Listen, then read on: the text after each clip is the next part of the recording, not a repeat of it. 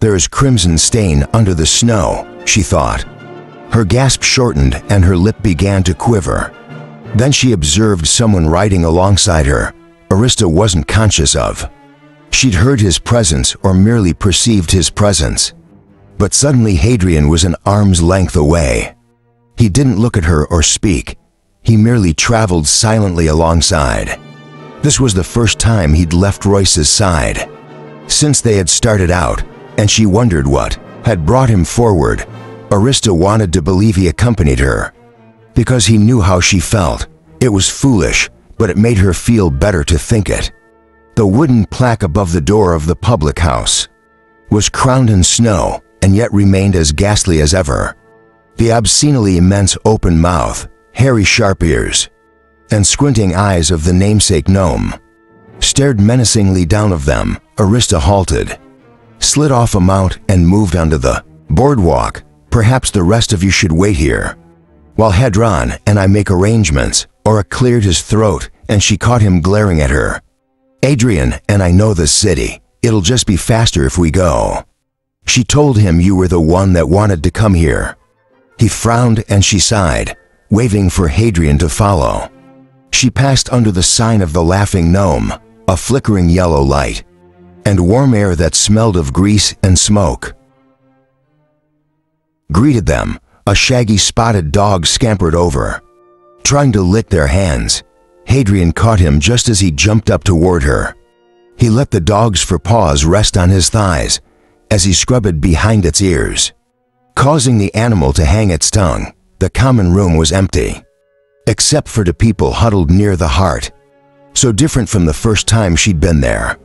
She stared off at the spot near the center, where a fiery-haired young man had once held the room, spellbound. This was the place. It was here I saw Emery for the very first time. She'd never thought about it before, but this revelation made the room sacred to her. She felt a hand on her shoulder. Adrian gave her a gentle squeeze. She spotted Ayres behind the bar wiping out mugs. He was wearing the same apron, which appeared to have the same stains. The innkeeper hadn't shaved in a day or two, and his hair was mussed, and his face moist. "What can I do you for?" he asked, as they approached the dog trailing behind, pawing at Hadrian for more attention. "We'd like rooms." Arista counted on her fingers. "There are 15 in our party, so maybe for rooms. Do your rooms sleep for?" "They can, but I usually charge by the pair." "Oh, okay, so then 7 rooms if you have them. I guess the boys can all sleep in one room." "Do you have vacancy?" "Oh, I've got them. No one here but the mice. All the folk heading down from winter. Tide passed 3 weeks ago. No one travels this time of year. No need to." He trailed off as he looked intently at Arista. His narrow eyes began widening. "Why ain't you? I mean, you're her, ain't you? Where have you been?" Embarrassed, she glanced at Hadrian. She had been hoping to avoid this. "We just like the rooms by Mar." "It is you," he said, loud enough to catch the attention of the two. Near the fire, everyone said he was dead almost, but really we have people waiting in the cold. "Can we get rooms? And we have horses too." "That Jimmy, get your ass in here, boy." A freckle-faced kid as thin as a Black Diamond member rushed out of the kitchen, bursting through the doors with a startled look on his face. "Horses outside need stabling. Get on it." The boy nodded, and as he moved by Ayres, the proprietor whispered something in his ear. The lad looked at Arista, and his mouth opened as if it had just gained weight. A moment later he was running. "You understand, we're tired." Arista told the innkeeper it's been a long day of riding, and we need to leave early in the morning. We're just looking for a quiet night. "Oh, absolutely. But you'll be wanting supper, right?" Arista glanced at Hadrian, who nodded. "Yes, of course." "Wonderful, I'll get something special for you." "That's not necessary. We don't want to cause any nonsense," as told her Rusty. You shouted over her head toward the two of the heart. Were now on their feet, hesitantly inching closer. "Run until Angles. I want his cut of pork." "Pork," the man replied. "You can't serve her no smoked pork. Benjamin brother got a prize lamb he's kept all winter. Feed you like a baby he does, yeah. Real sweet animal, the other man said. Okay, okay. Tell him to get tangles and have it butchered. How much you willing to pay? Just tell him who it's for, and if he wants to come ask her for money. Let him. Oh please, this isn't necessary, Arista said. He's been saving that lamb for a special occasion. Rusty told her and smiled. I can't see how he could expect a better one. The door opened and the rest of the party entered, dusting frosty blanket off their heads and shoulders, and stomping their feet. Once inside, Gans let go his train and threw back his hood. Shivering, he walked directly toward the fire with his hands out, stretched and brought to Arista's mind the image of a giant peacock. Rusty nudged his buddy. That's Tegan Gaunt by Meyer said, shaking his head. If you get a drop, it's a flood. And look at him all dressed up like a king. He's one of your group. Arista nodded blimey. Rusty said, staring now at Hadrian. I seen this fellow for just a few weeks ago. He's the tourney champion, he on host. Everyone except Bracton, and he only missed cause he didn't want to kill him. He looked at Adrian with admiration.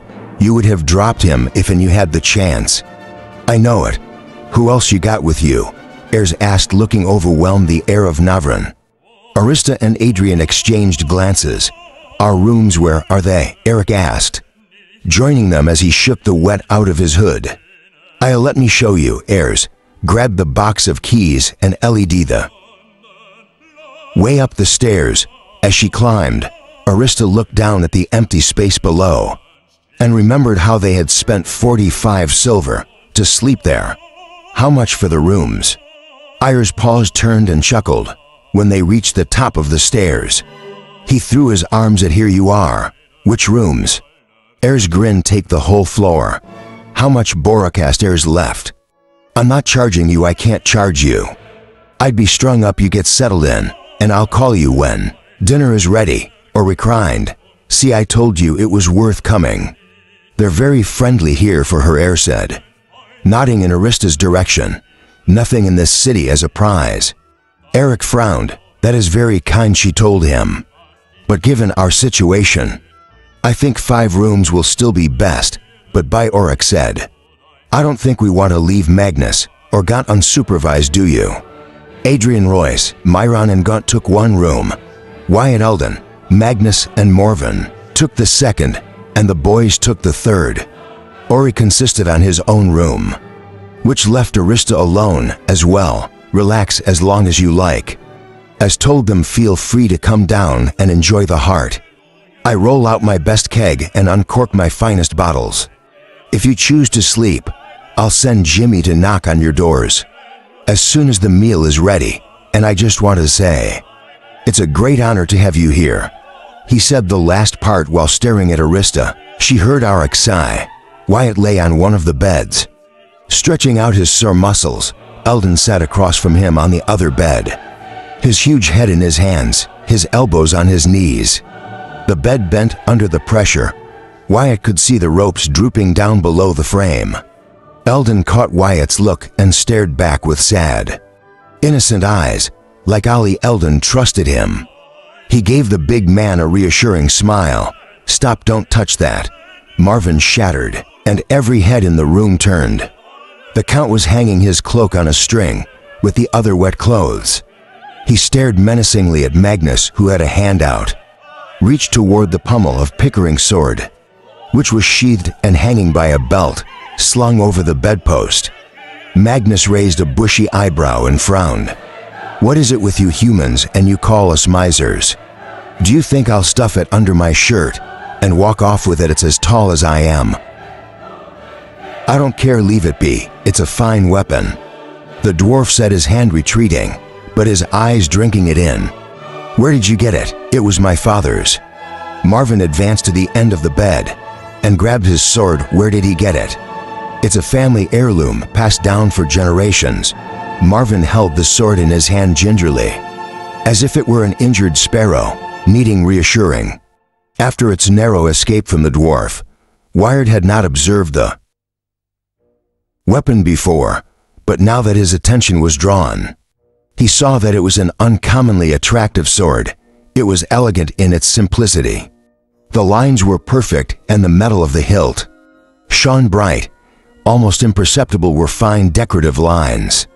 I meant, how did your family come to have it? It's a rare man who owns such a blade as this. I suppose one of my ancestors made it, or paid for it to be made. The dwarf made a disgusting noise in his throat.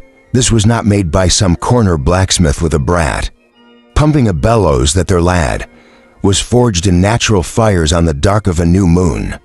Your kind didn't touch it for centuries. My kind, are you saying this is dwarven?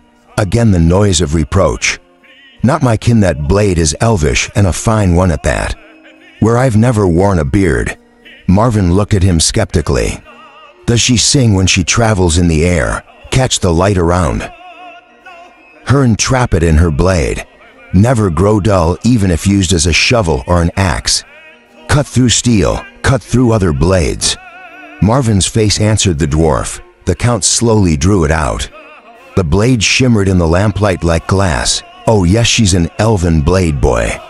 Drawn from stone and metal, formed in the heat of the world, and tempered in pure water by the first ones, the children of Firo. No finer blade have I laid my eyes on save one. Marvin slipped it back and frowned. Just don't touch it, okay? Wyatt heard the dwarf grumble. Something about having his beard cut off. Then, Magnus moved to the bed on the other side of the room, where he was too far for Wyatt to hear. Marvin still held the blade, rubbing his fingers over the pommel. His eyes had a faraway look. They were strangers to Wyatt more than he knew. Was a Count of Melanger and close friend of King Ulrich. It also heard that he was a good sword fighter. His younger brother had been killed in a sword fight. Some years back his father had died recently, killed by the elves. He seemed a decent sort, a bit moody perhaps, but all right. Still, he was noble. And Wyatt had never had many dealings with them. So he decided to be cautious and quiet.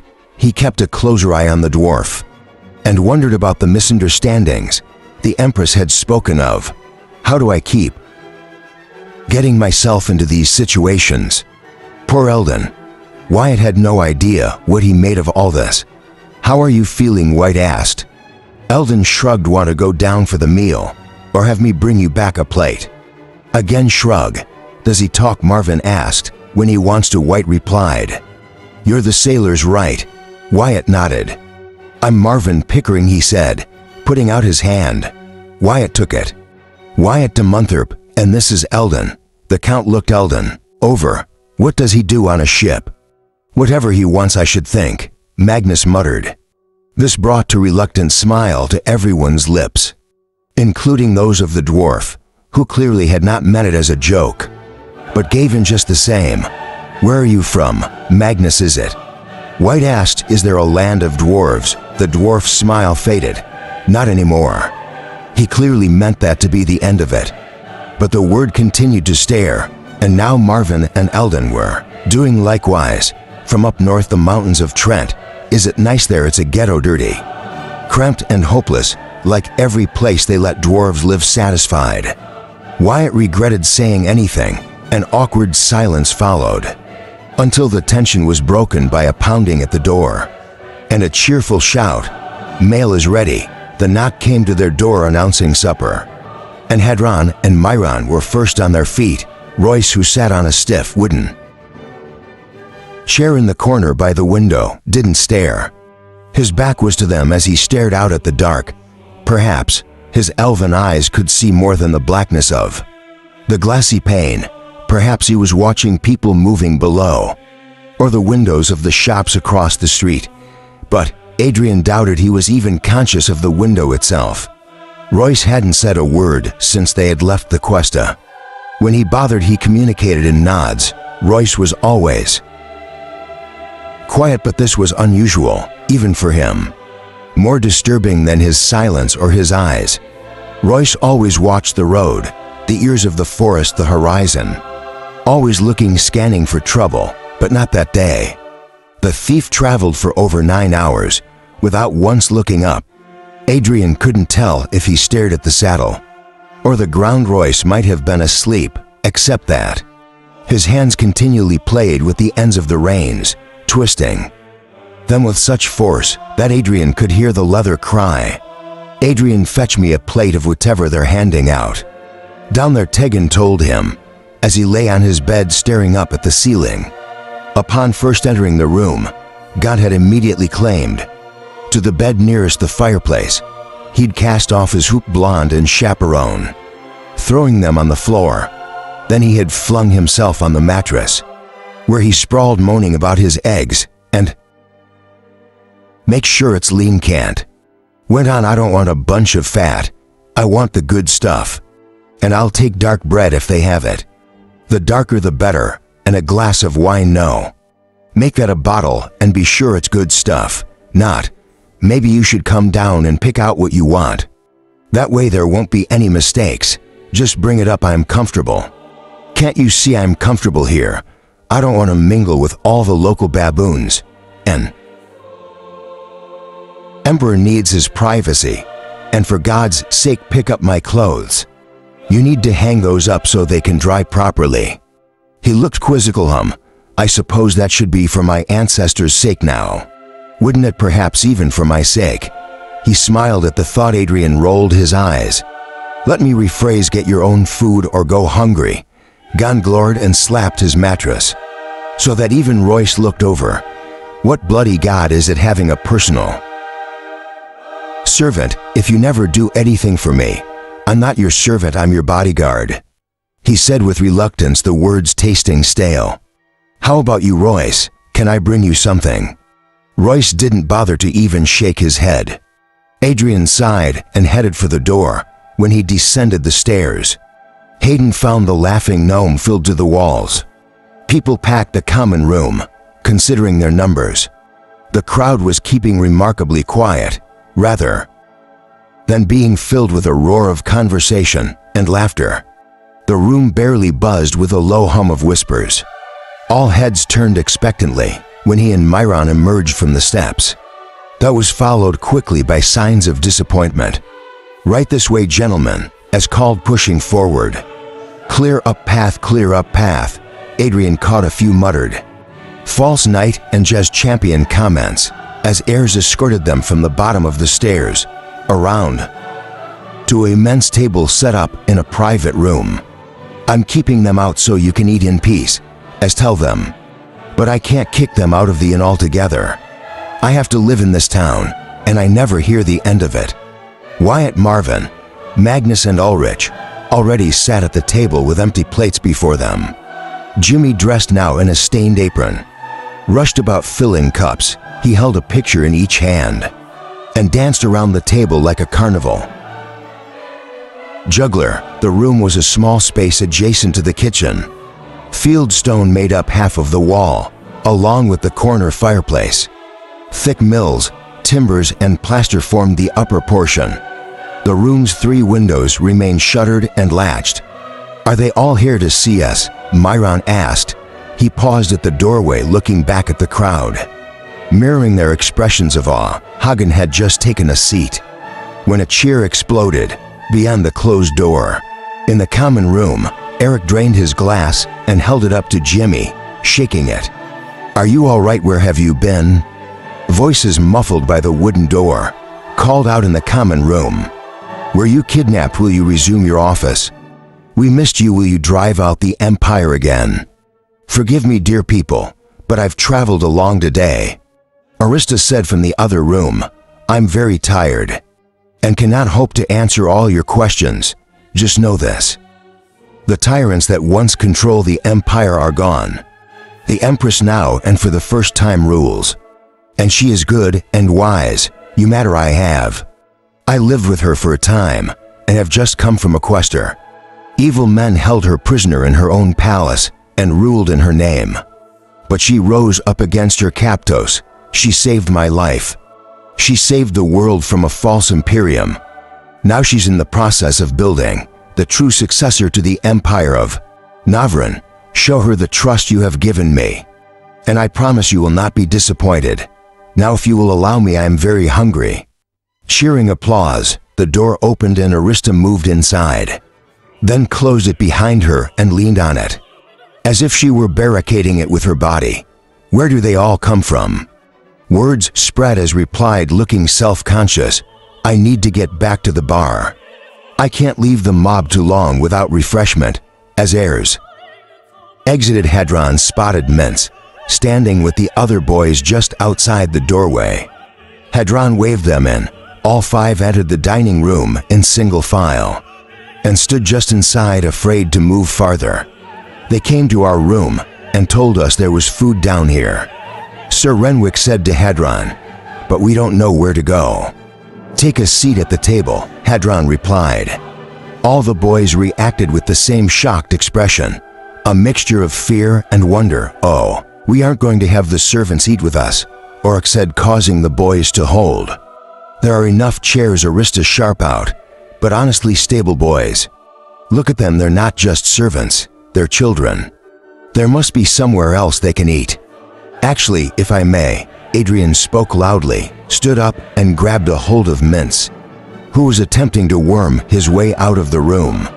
These young men here, Adrian said, pointing to Albright, Kind, and Brand, assisted in rousing the people of a quest to open the gates for you and your army, and Renwick, Adrian Sharp at the oldest, was a tremendous help to me as my squire during the time I pretended to be a knight. Still am, sir. I don't care what they say. Adrian smiled at him. He also fought in the palace courtyard and was one of the first into the dungeon, if you recall. And this young man here, he said, holding the squirming boy with both hands, is Mince. This child, as you call him, has been singled out by the Empress herself as being instrumental in the overthrow of Ethered and Saldar. Without them, it's very likely that your sister Royce, I, and even the Empress would all be dead. Oh, and of course so would you and Marvin. Not bad for a stable boy. So for all that they've done, don't you think they deserve a place at our table? Yes, yes, of course, Arig said quickly, looking a bit ashamed. Sit down, Adrian, tell them. And they each took a seat, smiles across their faces. A returned woman with short, ratty hair and saddleback cheeks backed into the room from the kitchen, carrying a deep tray of spit-roasted lamb. She wore a gray wool dress and yet another grease-stained apron. She approached the table and stopped abruptly, looking at the diners with a disappointed, even irritated expression. Missing 3, she said, her high voice reminding Hadrian of a squeaking door. I'll bring a plate up for Royce. He's not feeling well, Adrian explained. Arista glanced at him. Is it okay to leave him alone? Adrian nodded. I think so. Besides, if he wanted to do something, who's gonna stop him? Ildan will also be staying in his room. White mentioned he has a thing about crowds. The cook nodded. Immense breasts outlined by the apron hung over the edge of the pan, threatening to nudge the steaming lamb. No one else spoke. Finally she asked, and where's that scoundrel Deegan Gonet? Can't imagine him turning down a free meal. Scoundrel, Hadron said, surprised. I thought he was a hero here in Radabar. Hero? He nodded. Yeah. You know, local boy went off to seek his fortune, became a pirate, and returned to lead the liberation movement. The cook laughed, though it was more like a cackle that juggled its way out of her round throat. She put down the tray and began cutting the meat. Everyone at the table exchanged glances. Wyatt shrugged. I don't know his background, but God was no pirate that I do know. Again the cook cackled, and this time put a hand to her lips, which turned the laughter inward and caused her shoulders and chest to bounce. Are you going to let us in on the joke? Oryx asked. Oh well, it's not my place to be spreading rumors now, is it? She said, and followed the statement by making a show of biting her lower lip. Her hands slowed in their work and then stopped. She looked up and a huge grin pushed the saddlebags apart. Okay, so it's this way, she said, lowering her voice. I grew up only a few doors down from God, right there on Deegan Street. Did you know that his mother named him Deegan because it was the only word she knew how to spell, having seen the street sign for so many years now that her mouth was going? So were her hands, and she sliced portions and delivered them to their plates, heedless of the little trails of grease she left. Anywho, his mother and mine were close, and I used to be best friends with his sister Miranda. She was a joy, but Deegan, well, even as a boy, he was a demon. We stayed clear of him when we could. He was a pitiful little wretch. He got caught stealing dozens of times, and not because of need. I mean, I don't agree with theft, but pinching a loaf of bread from Brickland's bakery when the old man has his back turned to surprise your mother with on Wintertide is one thing. I ain't saying it's right, but I overlook something like that. Well, as for Deegan, he goes in for stuff like smashing the window in the curio shop so we can have a porcelain rabbit he had his eye on. Thing is, everyone knows he's a no good. You can see it in the way shopkeepers watch him or shoot him out to the door. They can spot the likes of him a mile away. Just then Ayers barged in. Jimmy get to the cellar and roll out another keg. They've already drained the one we pulled up earlier. The boy put down his pictures and ran toward the kitchen. Ayers stared at the cook. You're not bothering these folks, are you, Bella? Is she bothering any of you? Not at all, Arista replied, and all the heads at the table nodded in agreement. Well, keep it that way. She has a way of yammering, she does. Bella blinked her eyes innocently. Jimmy appeared rolling a barrel from the kitchen. How many we got left? The innkeeper asked. For Ayers frowned. I should have ordered more. But who knew? He sharp up the diners and shrugged. Ayers took control of the barrel and returned to the tavern. Bella waited a moment staring at the door. Then a grin filled her face and she went on. Now, just to give you an idea about how bad things got for old Deegan, he even received a visit from the BD telling him to cut it out. Course he don't, and yet somehow managed to avoid punishment. Miranda and I used to talk about how that boy was charmed, but after his mother's death, he got into some real trouble. Now, I wasn't there to see it, but rumor is, and it sure seemed like the kind of thing that idiot would do. It got drunk and raped Clara, the candlemaker's daughter. While her old man had connections, not only was he a favorite merchant to the royal chamberlain, but his nephew was in the BD. Myron asked. I don't understand. BD Black Diamond, Marvin told him. Myron still looked confused. Not a lot of literature on them, Adrian said. The Black Diamond is a very powerful thieves guild. They control all the illegal activity in a city, just like a potter's guild controls the pottery market. The monk nodded. The cook was standing still again, holding a lamb chop between two greasy, stubby fingers, waiting, as if her body couldn't move unless her mouth was. I'm sorry, please continue, Myron said. This is a wonderful story.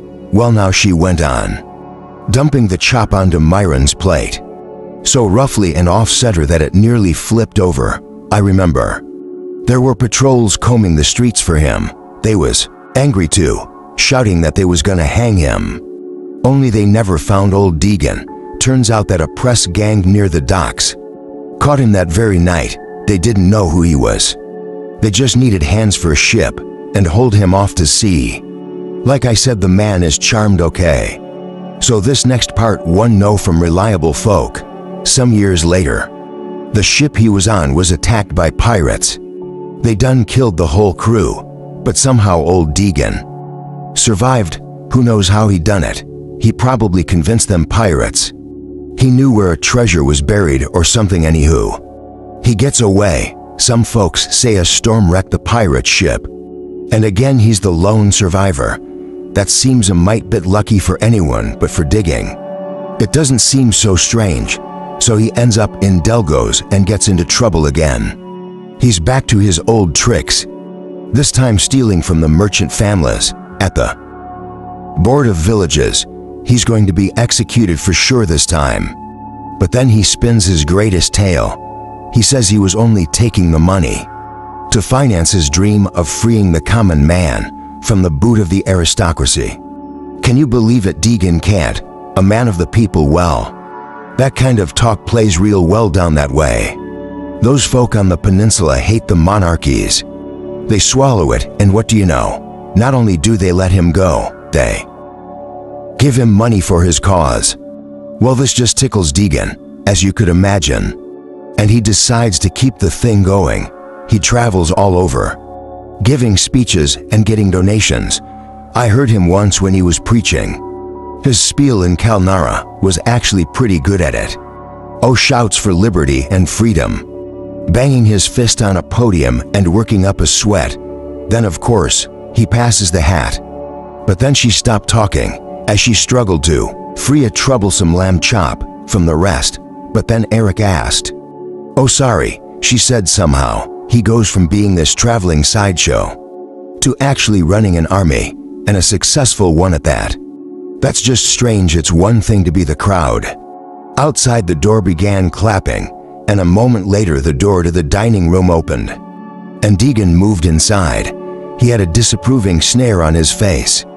He started serving without me. No one answered, and the cook puckered her lips, continuing to dish out the meal in silence.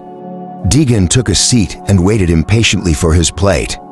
Everyone stared at him until he stared menacingly back, irritated.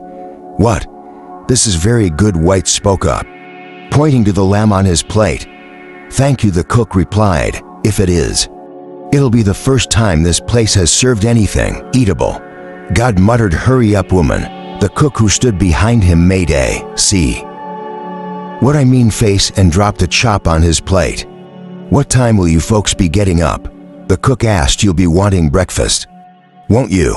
"We'll be leaving early," Arista said. She caught a look from her brother. "Isn't that right, Ulrich?" she added. "Yes, yes." "Adon, I should think," he said. "Breakfast should be before that. Something hot, I hope. Seeing the business you're bringing him, old heirs would pay to poach venison if you wanted it. Cause he ain't gonna be too pleased. You're leaving tomorrow. I'm sure he's hoping you'll be here a week at least." "We're in a hurry," Arista explained. Bella looked as if she might say more. When the common room door opened again, Bella quit bugging them. "I don't pay you to chatter. I have orders for food. I need 5 stews in the Plyman's meal, all right?" "All right," she bellowed back. She turned to the diners and with an awkward courtesy, rushed off to the kitchen. The room was dark except for the moonlight that entered through the window and the glow of hot coals in the fireplace. Outside, the wind blew frosty blanket against the building. Royce could hear the muffled sounds of voices rising through the floorboards as everyone ate dinner. The shift of furniture, the clink of glasses, it heard it all before. Royce's eyes focused on the street corner outside. It could see the start of the alley between Ingersoll's leather shop and a silversmith. It was right there on that very corner, that exact spot. "That's where I came from," Royce spoke to the empty room, as words condensing on the window's glass, making a tiny fog. He remembered nights like this. Cold, windy nights when it was hard to get to sleep. Most nights he had slept in a barrel packed with straw, but when it was really cold, the kind of cold that killed it, climbed into barns and squeezed between sheep and cattle. Doing so was dangerous. Farmers listened to their animals, and if they found intruders, they assumed they were stealing. Royce had been only 8, maybe 10 years old. He had been freezing, his feet and hands numb, his cheeks burning. It was late, and it crawled into the stable on Legends Avenue. The rear stall was blocked off into a makeshift manger for sheep. They lay curled up with one big woolly bed, the sides rising and falling like breathing pillows. Royce carefully crawled into the middle, peeling their body heat and the soft wool. They bleated at his intrusion, but given the size of the stall, they suffered his presence. In just a few minutes, he fell asleep. He woke to a farmer with a pitchfork. The farmer jabbed and nearly got Royce in the stomach. Royce rolled, taking the tongues in his shoulder. He screamed and scattered the sheep, which bounced off the walls. In the confusion, Royce escaped into the snow. The hour was late, it was still dark, and crimson stain ran down his arm. He hadn't yet discovered the sewers, and had no place to go. He returned to the barrel on the corner and climbed in, pulling as much straw over him as he could. Royce remembered hearing ladies of Enganal played on a fiddle from inside the gnome. He listened to them all night, people singing, laughing, drinking. Glasses, all warm, safe, and happy. While outside he shivered and cried. His shoulders screamed in pain. The rags he wore hardened as the crimson stain froze. Then it started to snow. He felt the flakes on his face and thought that he would die that night. He was so certain that he prayed, and that was the first and last time he had ever asked the gods for help. The memory was so vivid he could almost smell the straw. He recalled lying there, shivering, his eyes shut tight as it whispered aloud to Navran. Asking to be saved, he pleaded, reminding the god that he was only a child. A boy, only he knew that was a lie. He wasn't a boy. Boys were human. Royce was not human, not entirely. He was a Mare, a half-breed, a mongrel. He knew Navran would not help him. Navran and his father Maribor were the gods of men. Why would they listen to the words of an elf, a hated cur, whose own parents had thrown them away as trash? Still, he begged for his life anyway. Because he didn't look like an elf, the young Royce reasoned. That maybe Navran wouldn't notice. Right down there on that corner, Royce had begged to live. He traced a circle on the window with his finger. He always remembered it as the worst night of his life. He'd been alone, terrified, dying, and he'd been so happy the next morning, when he was still alive, starved, shaking from the cold, stiff from sleeping in a ball, shoulder throbbing, but as happy as a person could be. Here I am, warm and comfortable in the laughing gnome, and I'd give anything to be in that barrel again. A board creaked and Myron entered quietly. He hesitated out the door, then slowly crossed the room toward Royce and sat down on the bed near him. I used to sit for hours too, the monk said, his voice soft, just a tad above a whisper. I used to remember things, times, and places, both good and bad. I would see something that reminded me of my past and wish I could go back. I wished I could be the way I used to be. Even if that meant pain only, I could never find my way around the wall. Do you know what I mean by the wall? Royce refused to answer. Myron didn't seem to mind. After the burning of the abbey, I never felt whole again. Half of me was missing, gone. More than half. What was left was lost, like I didn't know where I was or how to get back. Royce stared. He was breathing faster without knowing why. I tried to find a way to go on. I could see familiar traces of the path. That was my life. But there was always the wall behind me. Do you know what I mean? First you try and climb, pretending it never happened. But it's too tall. Then you try to go around thinking you can fix it. But it's too far. Then in frustration you beat on it with your hands, but it does nothing. So you tire and sit down and just stare at it. You stare because you can't bring yourself to walk away. Walking away means that you're giving up, abandoning them. There's no way back. There's only forward. It's impossible to imagine there's any reason to move ahead. But that isn't the real reason you give up. The real fear, the terror that keeps you rooted, is that you might be wrong. Royce reeled. It was as if Myron were rifling through his heart, opening sealed closets and exploring locked drawers. Royce gave Myron a withering look. If you were a dog, Royce would be growling. Yet Myron didn't seem to notice. The little monk went on. Instead of passion, you have regret in place of effort. You are mired in memory. You sink in nothingness. And your heart drowns in despair at times. Usually at night it's a physical pain, both sharp and dull. The anguish is unbearable. Royce reached out and grabbed Myron by the wrist. He wanted him to stop, needed him to stop. You feel you have no choices. Your love for those who have gone makes you hold tight to their memory and the pain of their loss. You feel to do anything else would be disloyal to them. Myron went on, placing his free hand on top of her user's and patting it gently, while the idea of leaving is, at first, impossible to contemplate. The question you need to ask is, how would they feel knowing that you are torturing yourself? Because of them, is this what they would want? Is that what you would want them to do? If the situation was reversed, if you love them, you need to let go of your pain and live your life. To do otherwise is a selfish cruelty. Adrian opened the door and nearly dropped the plate of lamb. He moved in hesitantly. "Everything all right here?" he asked. "Get him away from me." "Before I kill him," Royce growled between gritted teeth. His voice unsteady, his eyes hard. "You can't kill Myron," Royce, Adrian said, rapidly pulling the monk away. As if he had found a child playing with a wild bear. "It'll be like killing a puppy." Royce didn't want to kill Myron. He honestly didn't know what he wanted. Except for him to stop. Everything the monk had said hurt. Because it was all true. The monk's words were not close. They were not worrisomely accurate. What he said was dead on.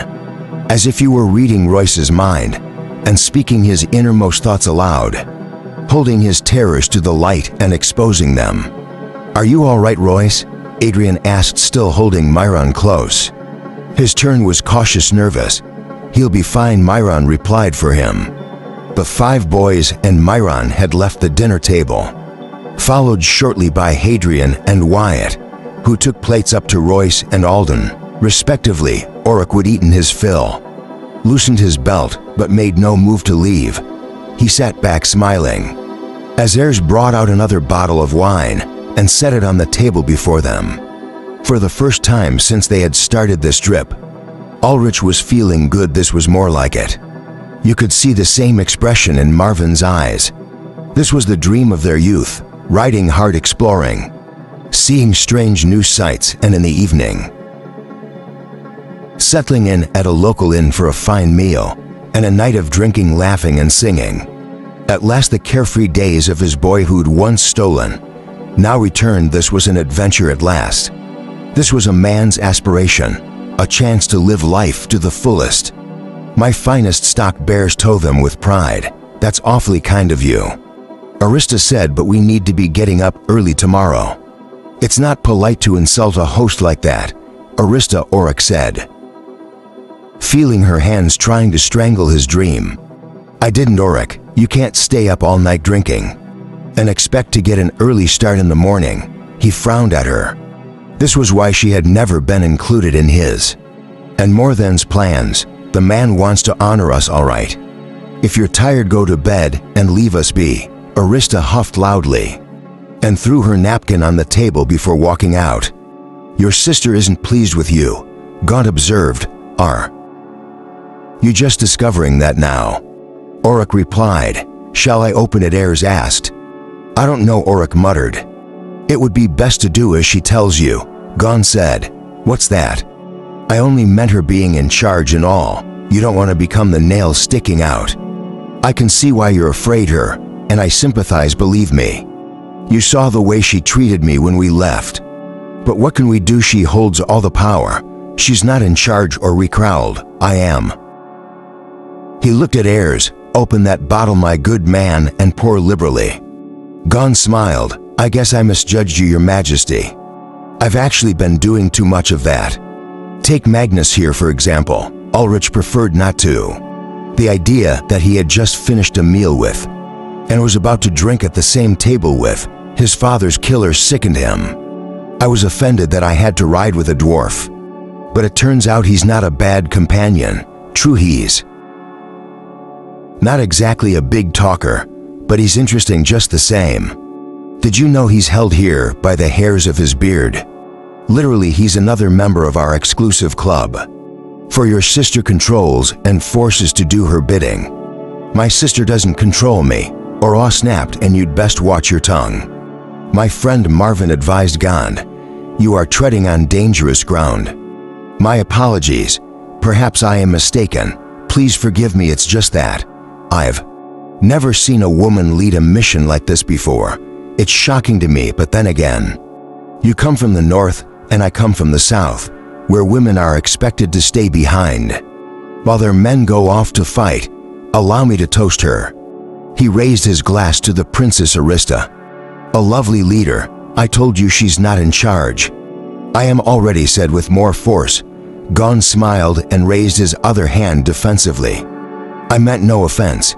He raised his glass again to you, then to King Ulrich, the true leader of this mission.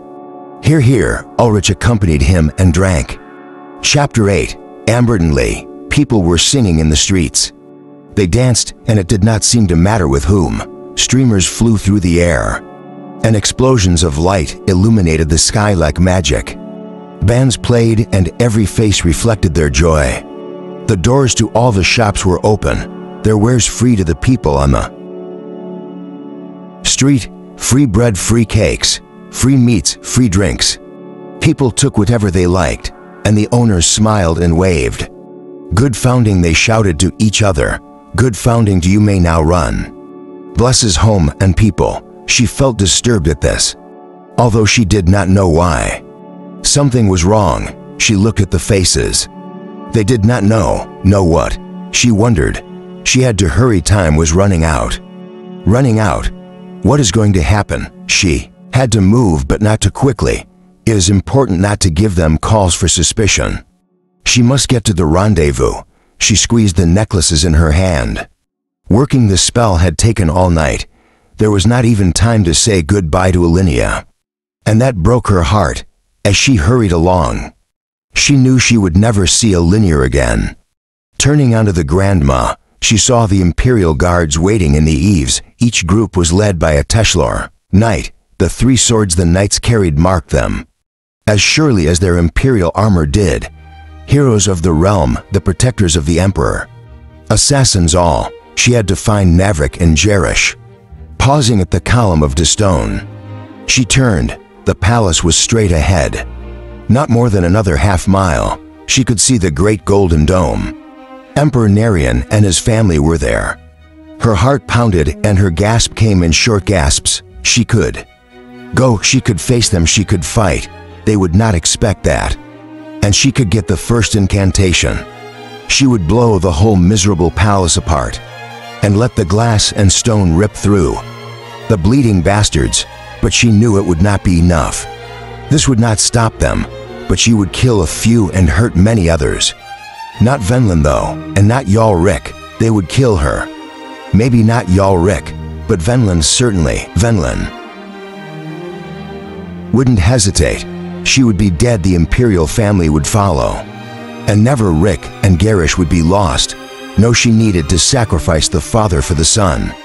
It was the Emperor's wish, his order. The line must endure at all costs, the line must survive. She turned and ran down Urbanidale, weaving her fingers, masking her movement.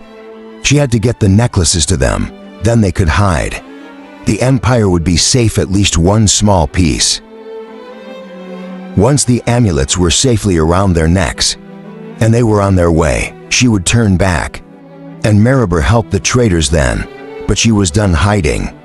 They would see the power of a Senjar unleashed, unrestrained by edict. She would destroy the entire city if she needed to. Lay it all to waste, bury it deep beneath the earth, and let them spend eternity picking through the rubble. For now though, she had to hurry. It was time to go. Time to go. Time to. Arista woke up. It was dark, but as always, the robe was glowing faintly, revealing the small, sparse room. She felt as if she had fallen from one world to another. She was in a hurry to do something, but that was only a dream. Out of the window she could just make out the first hints of morning light. Slowly she remembered. She was in the Laughing Gnome in Ratibor. She kicked off the blankets and reached out with her toes, looking for her boots. The fire was out and the room was cold. Touching the floorboards was like standing on ice. In just a few moments she was moving up the corridor, knocking on doors, hearing people groan from behind them. Downstairs the crowd from the night before was gone. The common room looked like a storm and passed through. Bella was up, and Arista smelled leftover lamb and onions. The rest staggered down groggily, wavering as they wiped their eyes. Marvin's hair was worse than ever. Several locks stood up on one side. Magnus couldn't stop yawning.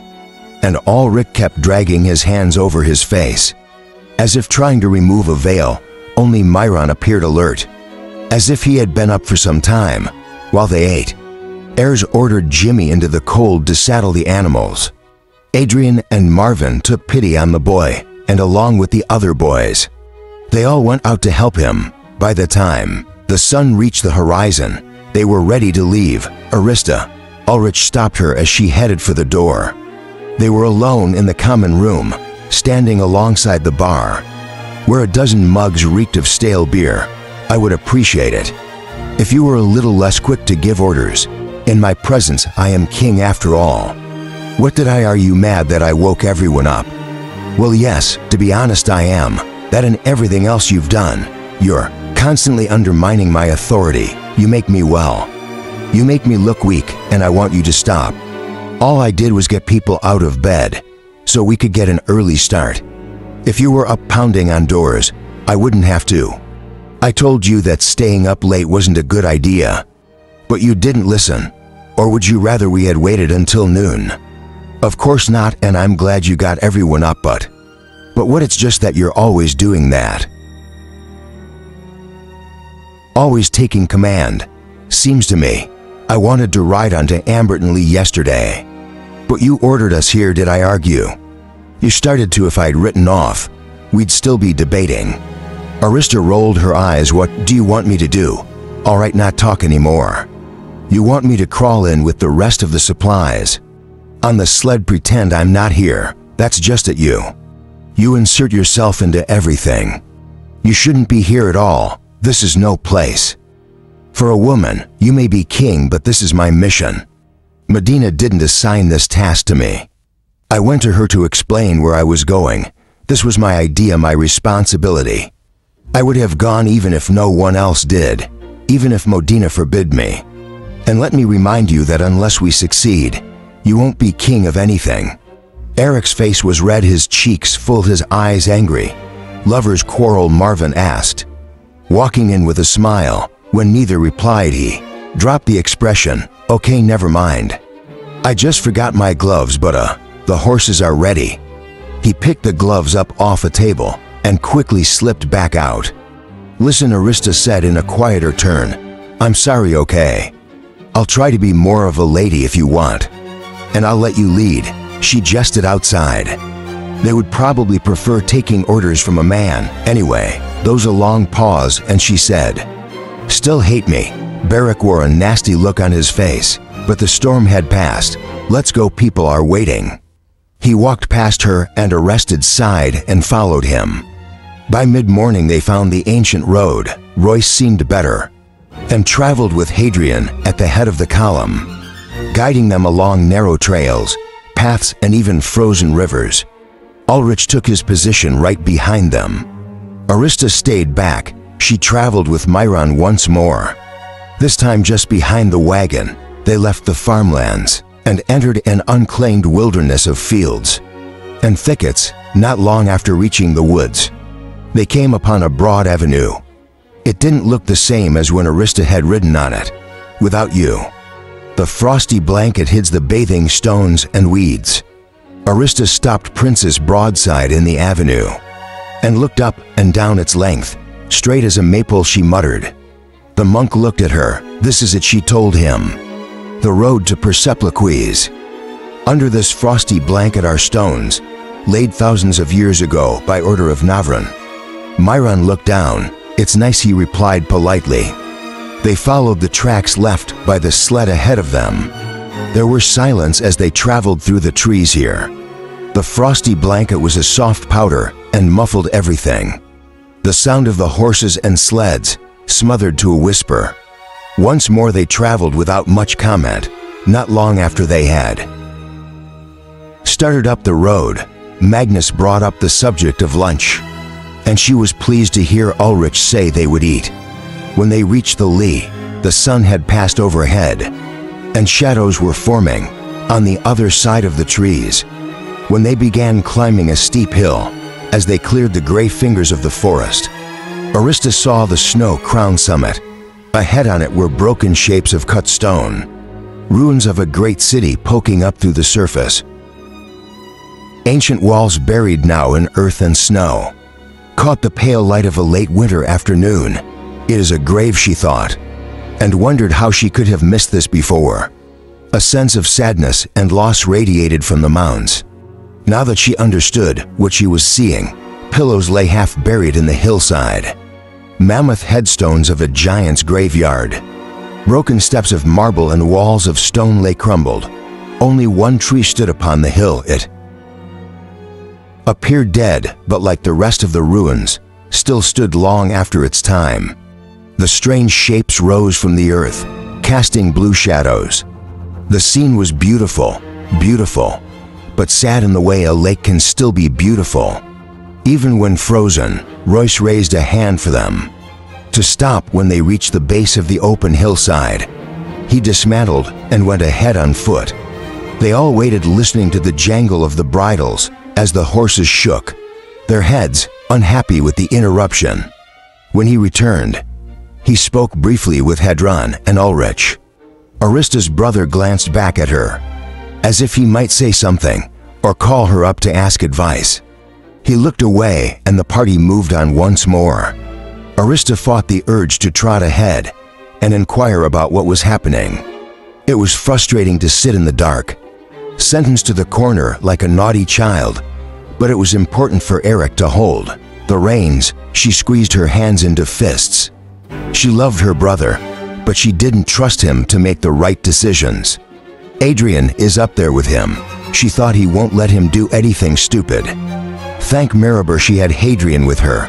He was the only one in the party she felt she could rely on, the only one she could lean on, without fear of breaking or offending. Just looking at the back of him as he bounced on his horse was comforting. They climbed to the summit and dismounted. "We'll have lunch or reckon?" asked Myron. "Come up here, will you, Royce?" Eric and Myron spoke together for several minutes, while Arista sat on some stone, absently eating strips of smoked beef and exhausting her jaws in the attempt. Ibis had sent full meals, but she was in no mood. The chewing gave her something to do, besides walking over there. She turned away to Sealdon staring at her. He looked away, bashfully, pretending to search in his pack for something. "Don't mind him, my lady," Wyatt said, "or should I address you as your highness?" "You can call me Arista," she said, and watched his eyes widen. "Seriously?" She nodded, "Of course." He shrugged. "Okay then, Arista." He spoke the word gingerly. "Eldon here, he doesn't get out much, and when he has, it's been on board ships where there aren't any women. I suspect you're the first lady he's seen up close in, well, as long as I've known him, and I'm sure you're the only noble woman he's ever seen." She touched her matted hair and the robe that hung on her like a smock. "Not a very good example, I'm afraid. I'm not exactly Lady Lenaire Pickering. I'm not even the best-looking princess here. My horse takes that title. Her name is Princess." She smiled. Wyatt looked at her puzzled. "You sure don't utter a word like a noblewoman. I mean, you do, but you don't. That's very coherent, Mr. de Monthel. There, you see, those are the words of a princess. Putting me in my place with eloquence and grace. As well she should," Adrian said, appearing alongside her. "Do I need to keep an eye on you?" he asked Wyatt. "I thought you were his bodyguard." He sharped to Gaunt, who remained on the wagon with the dwarf, their lunches resting on the bench between them. "You'd think that, wouldn't you?" "What did Royce find?" Arista asked. "Tracks, but the road." "What kind of tracks?" "Gazelle, probably a scouting party. Looked like King Frederick was right about the flood. But we're still a ways from Violent Hills. I'm surprised they're scouting out this far." She nodded thoughtfully. "And Auric has Myron and Royce trying to find the entrance. Yeah, they're looking for a river. Hall's book tells of a river flowing into a hole." "What about the tracks? What about them? Have you followed them?" "They're too old to be a threat. Royce guesses they were made more than a week ago. Maybe they aren't from Violent Hills. The Patriarch said Gazelle were in Perseplicus. Follow the tracks, they might lead to the entrance. And get Magnus off the wagon. Isn't he supposed to be an expert at finding underground passengers?" Adrian stared at her stupidly. "You're absolutely right." He started to return to the others. "Adrian," she stopped him. "Yeah." "Don't tell Eric I said anything. Say it was your idea." He looked confused for a second, then said, "Oh right." He nodded with sympathy. Adrian started to climb the hill, then waved at Wired. "Come on, sailor. You can have a look too." "But I'm still—" Adrian gave him a smirk. Okay. "Excuse me, my lady." Arista, the climbed to the top of the hill and disappeared over the rise. Ildan came over and sat alongside her. He reached into his pocket and withdrew a small bit of wood. Holding it out in his huge palm, it was a figurine, deftly carved in the shape of a woman. She took it and upon closer inspection, realized it was her. The detail was perfect, right down to a messy hair and Ezra Harlan's robe. "Or you," she heard him whisper. "It's beautiful. Thank you." Eldon nodded, then standing up slowly, he moved off to sit by himself. Arista held the statuette in her fingers, wondering when he had found time to make it. She tried to determine whether he had whittled in the saddle or carved it the night before, while the rest of them were eating dinner. Myron left the top of the hill, and Arista waved him over. "So what does Mr. Hall have to say about how he got in?" Myron smiled comically. "Not a lot that is of much help, although he did have some nice diagrams that showed the ruins. So we are in the right place. As for getting in, all he said was that he went into a hole. From his accounts, it was really deep. He started climbing down and fell, a nasty fall by the sound of it too. His handwriting afterwards was shaky, and he only bothered to write short sentences.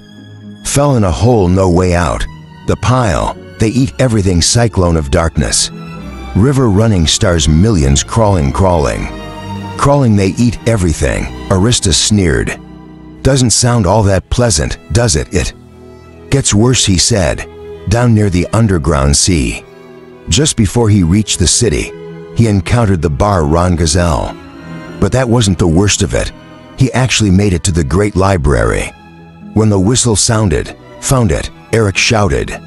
The hole was not on the summit of the hill. Hadron had watched as Magnus and Royce had located the passage, each coming at it from a different direction. Royce traced Gazelle tracks, and Magnus followed what he called the sound of an underground hollow. They came together down the back side of the slope, where the angle grew steep and dangerous. A patch of trees and thick, thorny brambles weaved what appeared to be a minor depression. The only clue that something more lurked there was the faint echo of falling water. "Looks slippery," Marvin said, as they all gathered on the icy ridge above. "Who's going first?" Before anyone could answer, Royce appeared carrying a heavy coil of rope, wearing his climbing harness and slipping on his hand. Claws brass wraps with sharpened hooks that jutted out of his palms. Agent helped him get situated. Then Royce lay on his stomach and inched along, leaving a trough in the soft snow. As he eased off the ridge, as he started down the slope, Royce began to slide. He tried to get a grip, but his hands and claws found only snow. He picked up speeds like a sled, and Hadrian worked at taking up the slack in the rope. Then Royce crashed through the thickets and disappeared from view. Marvin accompanied Hagen on the rope, which was now as taut as a bowstring. "Get the end," Adrian ordered. "Tie it to that tree." Magnus moved to grab the line. "No, not you," Adrian shouted, and the dwarf scowled. Adrian looked to the next closest person. "Wyatt, could you tie the end off?" The sailor grabbed the end of the rope and dragged it around the base of the little birch. "How you doing, Royce?" Adrian called. Dangling, Royce replied. "Pretty slick up there, give me some slack." They stood in a circle, each keeping a safe distance, all of them standing on their toes, trying to see down. Overhead, the winter clouds made it hard to tell the time. There was no sun, just a vague gray light that filled the sky, leaving everything murky and drained of color. Hadrian guessed they had only 4 hours of light left. Marvin and Hadrian let out the rope until it hung from the tree. although Hadrian continued to hold on to it. Just the same, he couldn't see Royce and stared. Instead of the thin rope, it too was mostly lost, buried in the snow, leaving only a telltale mark. "Can you reach the bottom?" "How much rope do we have?" Royce's voice returns. Like an echo from the bottom of a well, Adrian looked at Arista. 10 coils of 50 feet each, she replied, all told. There should be 500 feet's worth. She shouted, tilting her head up a bit, as if throwing her voice into the hole. Not half good enough, Royce replied. That's a deep hole, Adrian said. The rope shifted and twisted at the edge. What are you doing, buddy? Trying something stupid, maybe. He sounded winded. The rope stopped moving and went slack. Royce, Adrian called. No answer. Royce, relax. Kimmy's reply. This might work. I'm on a ledge big enough for all of us. I think I see, but doable. We can tie on here too. Looks like we'll have to work our way a leg at a time. Might as well start sending down the gear. They brought up the wagon and began lowering supplies, each package disappearing through the opening in the brush. I'll go first, Boric announced. When the wagon was empty, Adrian and Morven tied the safety rope around his waist and legs. Once tethered, the king took hold of the guide rope and, sitting down on the frosty blanket, scooted forward. Marvin and Hadrian were careful, this time to let out the rope slowly. And soon Ulrich reached the thickets and peered through. Oh dear, Maribor Barrack exclaimed. You have me right, he shouted back at them. You're not going anywhere until you want to. Marvin replied. Oh Lord. He repeated several times. Royce was offering suggestions, but too faintly for Hadrian to hear exactly what they were. Okay. Here I go, Arig said. He turned himself over and, lying flat on his stomach, started backing into the hole, clutching tightly to the guide rope. Slowly now, he warned. As Marvin and Adrian let out the tether, and inch by inch, he slipped over the edge and out of view. Oh, sweet Maribor, they heard him exclaim. You okay? Adrian called. Are you crazy? Of course I'm not. This is insane. Lower him, Royce shattered. They let out the line until Hadrian felt a tug that he guessed was Royce, pulling Arik to the ledge. The rope went slack. Royce shattered the all clear, and they reeled up the empty harness, feeling it best to send him early, so they still have enough people to man the rope. They settled on next. He went over the side quietly, although his eyes told a story similar to Ulrich's. Deegan, your next Hagen, informed him. You are joking, Gaunt replied. You don't expect me to go down there. Kinda why you're here. That's insane. What if the rope breaks? What if we can't reach the bottom? What if we can't get back up? I'm not doing this, it's ridiculous. Adrian just stared at him, holding the harness. I won't. You have to, Arista told him. I don't know why, but I know. The heir of Navran must accompany us for this trip, to be successful without you. There's no need for any of us to go. Then fine, none of us go. If we don't, the elves will kill everyone. He looked at her, and then at the others with a desperate, pleading face. How do you know this? I mean, how do you know I have to come? Ezra Hardin told me that Loon, he was a wizard, he's dead. If he was so old, knowing how come he's dead, huh? Waiting down here, Eric shut it up. You have to go, Arista told him, and if I refuse, you won't be Emperor. What good is being Emperor if I'm dead? No one spoke, they all just looked at him. Deegan slumped his shoulders and grimaced. How do you put this dumb thing on? Put your feet through the loops and buckle it around your waist, Adrian explained. After Gaunt and Arista were down, Wired took over Adrian's position on the rope, freeing him to utter a word with Renwick. You have supplies to last a week, perhaps more if you can serve, he told him and the other boys as they gathered around. Take care of the horses and stay off the hilltop. Make camp in that hollow your own safety and avoid a fire in the daylight. The smoke will be visible at a distance. It would be best not to attract any uninvited guests. We can handle ourselves, Brand declared. I'm sure you can, but still it would be best not to wander and try to keep unnoticed. "I want to go with you," Renwick said. Meet him, Mintz added. Adrian smiled. "You're all very brave." "Not me," Elbert said. "A man would have to be a royal fool to go into something like that." "So you're the sensible one," Adrian told him still. "We need all of you to do your job here. Keep the camp and take care of the horses for us. If we aren't back in a week, I suspect we won't be coming back. And it will probably be too late if we do. If you see fire in the north or west, that will likely mean the elves of overrun Aquesta or Ratibor. Your best bet would be to go south. Perhaps try to catch a ship to the Westerlands. Although I have no idea what you find there, you'll be back," Renwick said confidently. Adrian gave the boy a hug, then turned to look at the monk, who was as usual, with the horses. "Come on, Myron, it's nearly your turn." Myron nodded, petting his animal one last time. Whispering to it, Agent put an arm around him. As they walked toward the ridge, where Wyatt and Morven were in the process of lowering, "Magnus, what did you say to Royce last night?" Adrian asked the monk. "I just spoke with him briefly. About loss and coping with it. Something you read?" "Sadly, no." Adrian waited for more, but the monk was silent. "Well, whatever it was, it worked. I don't know, alive again, not singing songs and dancing. Of course, if you did that, I suppose I'd worry. But you know, kinda normal in a Royce sort of way." "He's not," Myron replied. "And he'll never be the way he was again. There's always a scar. Well, I'm just saying. The difference is like summer and winter. You should be thanked even if Royce will never say it. There aren't many who would face him like that. It's like pulling a thorn from a lion's paw. I love Royce, but he is dangerous. The life he's lived denied him a proper understanding of right and wrong. He wasn't kidding when he said he might have killed you. I know, really." Myra nodded. "Of course. You didn't even seem worried.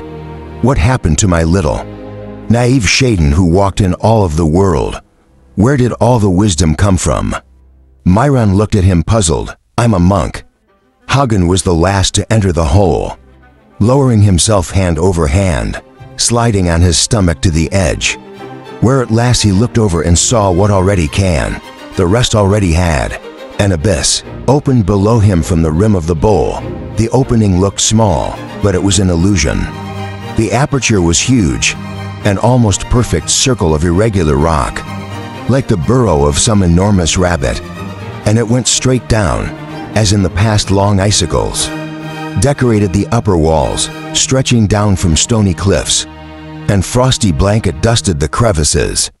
He couldn't see the bottom. The setting sun cast an oblique light across the opening and against the far wall, leaving the depths lost to darkness far below. So far he wouldn't have ventured an arrow shot. Swallows flew, the tiny bodies appearing as insects, highlighted by the sunlight and brilliant against the black. More as they swirled and circled, a bit lightheaded. Hadrian stared down into the space below his feet. His stomach lightened, and it took conscious effort to breathe. He got a firm hold of the rope, slipped over the side and dangled in midair. The sensation was disturbing.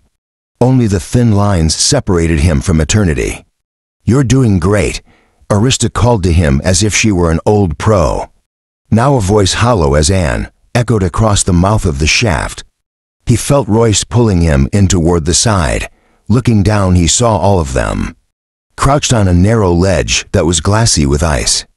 Their gear stacked at one end. He touched Don, feeling hands on his waist, pulling him to the safety of the wall. "That was fun," he joked, only then realizing how fast his heart was racing.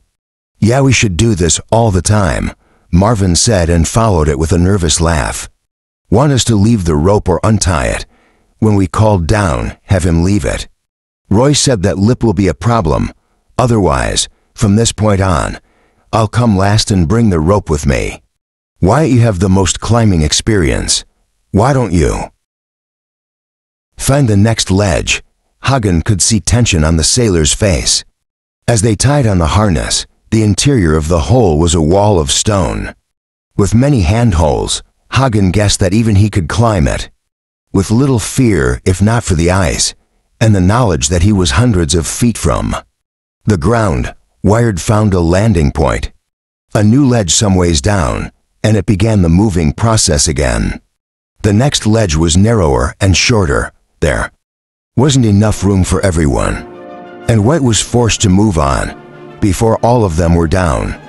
Royce brought up the rear, untying the rope, coiling it around his body and climbing down untethered, using just his claws.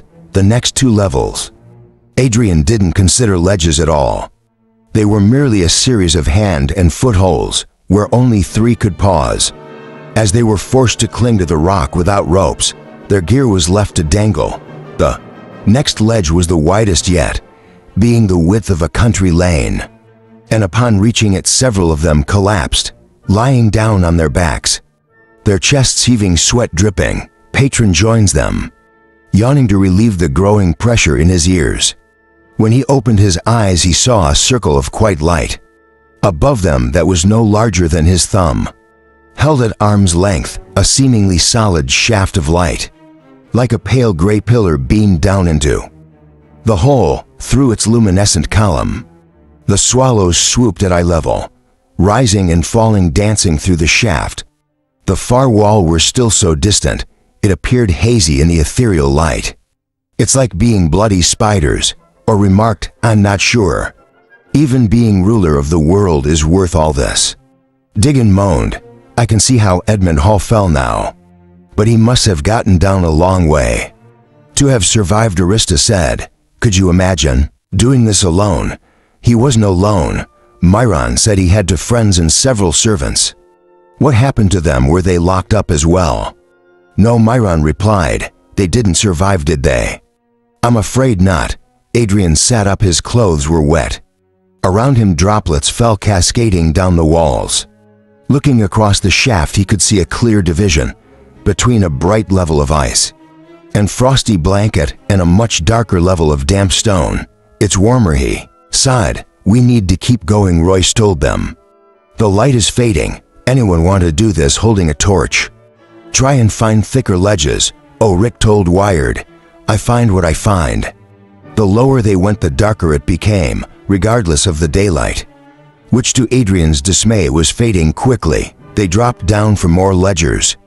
Their efficiency grew with repetition, but their progress was being hampered by the failing light. The walls were black, while overhead, the opening had changed from a brilliant gray to a sickly yellow, with one side dipping into a rosy purple. As the sun began to set, Arista was on the rope, climbing down. When he heard her scream, Adrian's heart skipped. He was holding the rope, had it wrapped around his waist, when he felt her weight jerking. Arista, he shouted. I'm all right, she called up. Did you sleep? Or Rick yelled from farther below. I put my hand on a bat, she said. Everyone quiet, Royce ordered. Agent could hear it too. A faint squeaking, but on a massive drowning scale. That was followed by a hum, a vibration that bounced within the shaft, until it grew to a thunder. The air moved with a mysterious wind, swirling and gusting. What's going on? Arista called out, a voice hard to hear behind the growing roar. Hang on, Adrian shouted back. They felt a rushing movement, like an eruption that issued from below, as the world filled with the fluttering of endless wings and high-pitched squeals. Adrian braced himself, holding tight to the rope as Arista screamed once more, and the shaft filled with a cloud of bats that swirled with the force of a cyclone. With his head down, Adrian clutched the rope, wrapping it tight around his forearm. Marvin and Royce grabbed hold of him. Arista was not going anywhere. In less than a minute, the hurricane of bats passed by. Lower me down, Arista called, before something else happens. He felt a touch down, and as he reeled up the harness, Adrian looked up. A small patch of mauve sky was filled with a dark, swirling line. A cloud of bats snaked like the tail of a serpent, twisting, looping, circling like a magic plume of smoke. They were mesmerizing to watch. Adrian guessed there had to be millions. Looking back down, he observed there was a light below, a bright light that fills the shaft, revealing the glistening walls. "What's going on down there?" he called. "I'm tired of not being able to see," Aristo yelled back. "She's got a robe glowing, I'll accept uncomfortably." When Hadrian got down, he saw the princess perched on an outcropping of rock. Her legs dangled over the edge, scissoring in the air. A robe glowing white whenever she moved. The shadows shifted, everyone stole repeated glances, as if it might be impolite to stare. Gone to no such reservation, as he gaped openly, horrified. On they went following the same order. All of them doing their job with a rhythm, they traveled in silence. Except for the necessary cause of down and clear, it took 5 more descents. Before he heard Wyatt call up, "Stop, I'm at the bottom." "You're still on the rope," Adrian shouted back, confused. "You haven't touched down yet. You need more slack." No slack. "I would prefer not to touch down," River Arista asked. "Nope, but it's moving." "What is?" "Can't really tell, it's too dark down here." "Give me a minute to find a place to land." In time, they all descended to an island of rock that jutted up from the floor of the cavern, even with Arista alongside him. It was too dark for Hadrian to see clearly what lay around them. All he knew was that they stood on an island. Within a sea of dark movement, he smelled a foul odor and heard a soft chattering coming from the floor. The smell was very much like an old chicken coop. "What is it, Royce? I really think you need to see this for yourself." Royce replied, "Arista, can you turn that thing up?" Before he finished his sentence, Ezra Hardin's robe increased in brilliance. A phosphorus light, illuminating the entire base of the shaft. What they saw left them speechless. They were not actually at the bottom. They stood on the tip of an up-thrusted rock, tall enough to breach the surface of a monolithic pile of backdroppings. The cone-shaped mound of guano stood easily 300 feet high. Every inch of it moved as across its surface carried hundreds of thousands of cockroaches. Marvin exclaimed, "That's disgusting," Oryx said. There was more than cockroaches. Adrian spotted something white and spidery darting across the surface, a crab, and there was not just one, but hundreds, all scuttling along. There was a faint squeal lower down, and he saw a rat. The rodent was scrambling to escape the pile as a horde of beetles swarmed it. The rat toppled and was pulled onto its back, where it floundered struggling in the soft guano. It squealed again, its feet, tail and head quivered and thrashed above the surface as an endless mob of beetles pulled it down, until only the trembling hairless tail was visible, and then it too vanished. Crawling, they eat everything," Myron quoted. "Anyone want to try walking across that?" Royce asked. Wyatt replied with an uncomfortable laugh, then said, "No, seriously, how do we get down?" "What if we jump and run real fast?" Morthen offered. This idea garnered several grimaces. "What if it's not solid? Can you imagine it being so soft that you went under? Like water," Magnus muttered. "You're thinking something." "Hey, James," had to Royce. "You saw this from above, you wouldn't have come down if you didn't have some kind of plan." He shook his head. "Not me, but I was hoping she would." He gestured at Arista. All eyes turned to the princess, and she returned the looks with an expression of surprise and self-doubt. "You need to provide us with a path or something," Rose told her. "Some means of getting down the slope of this pile. There's an opening over there, a crack in the wall, see it?" He sharp, "It'll be tight, but I think we can get through. Of course we'll have to crawl, possibly even dig our way out. So really anything you can do to distract the meat. Eating beetles would be nice," she nodded downside. "I really don't have a lot of experience at this." "You do what you can," Adrian told her. "The only other alternative is Morven's idea. We run for it and hope to get out before we're completely eaten." Arista made a face and nodded again. "Everyone should stand behind me." "I don't know exactly what will happen." "What's she gonna do?" God asked. "What's going on? Just do as she says," Royce told him.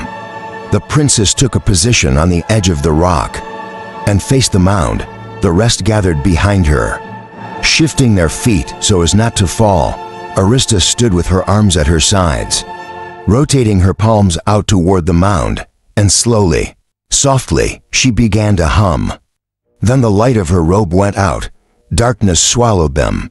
Their only reference point was the tiny circle of starlit sky that lingered overhead, and in the absence of sight, the chattering sounds of a million roaches echoed. They all stood close to each other, huddled against the black, when tiny lights began appearing. Pinpricks flashed and died in the air before them. While the sparks lived, they swirled and drifted, riding currents of spinning air. More appeared until Hadrian felt he was seeing the top of a giant campfire. There was no flame, only the swarm of sparks that rose high into the air, carried up as if the shaft were an enormous chimney. In addition to the sparks, there was heat. It felt as if Hadrian stood before his father's forge. He could feel it, baking his clothes and flushing his skin. With the heat came a new smell, far worse than the musty ammonia scent. This was thick and overpowering. The gagging stench of burning hair. As they watched, the pile before them began to radiate light, a faint red glow like embers in a neglected fireplace. Then spontaneously flames caught flaring here and there, throwing tall demonic shadows dancing on the walls. All right, shattered. That's enough, you're burning my face off. The flames subsided, the red glow faded, and the soaring sparks died. Arista's robe once more glowed, but fainter and with a bluish tint. A shoulder slumped and her legs wavered. Hadrian grabbed hold of her by the elbow and waist. "Are you all right? Did it work? Is anyone hurt?" she asked, turned to look a little sad. "Perhaps," he said. Royce ventured a foot out onto the pile. There was notable crunch, as if he were stepping on eggshells. The surface of the mounds looks dark and classy. Nothing moved anymore. Royce took 2 steps, then returned promptly to the island. "Still a tad warm. We might want to wait a bit." "How did you do that?" Deegan asked, astonished, while at the same time shifting away from her, as far as the tiny perch allowed. "She's a witch," Magna said. "She's not a witch." In the otherwise silent cave, the volume of his own voice embarrassed Hadrian. It echoed twice. He observed Ulrich looking at him surprised, and he felt suddenly crowded. He moved off and started walking. He felt the surface of the pile crackled beneath his weight, the heat under his boots, as if he were striding across sun-baked sand. He shuffled down the side of the pile, kicking the roasted remains of crabs aside. Lights bobbed behind him, and he knew at least Arista followed. They reached the crack. It was larger than it had seemed at a distance, and he was able to pass through without so much as ducking. Chapter 9, War News.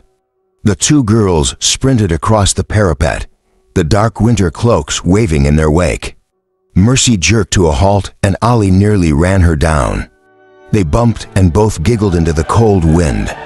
The sky was as gray as the castle walls they stood on. The cheeks are brilliant red from the cold, but they were oblivious to such things. Mercy got to her hands and knees, and crawling between the merlons, she appeared. Down huge blocks of unevenly colored stone formed a 20-foot-high wall, the square seeming to diminish in size. The farther away they were, at the bottom Leah Street, where dozens of people walked, traveled, or pushed carts. The sight made Mercy's stomach rise, and her hands felt so weak that squeezing anything caused a tickling sensation. Still, it was wonderful to see the world from so high, to see the roofs of houses and the patterns formed by streets. With the frosty blanket, almost everything was white, but there were splashes of color, the side of a red barn on a distant hill, the 3-story building painted sky blue. The bronze patches of road were snow, retreated before the heat of traffic.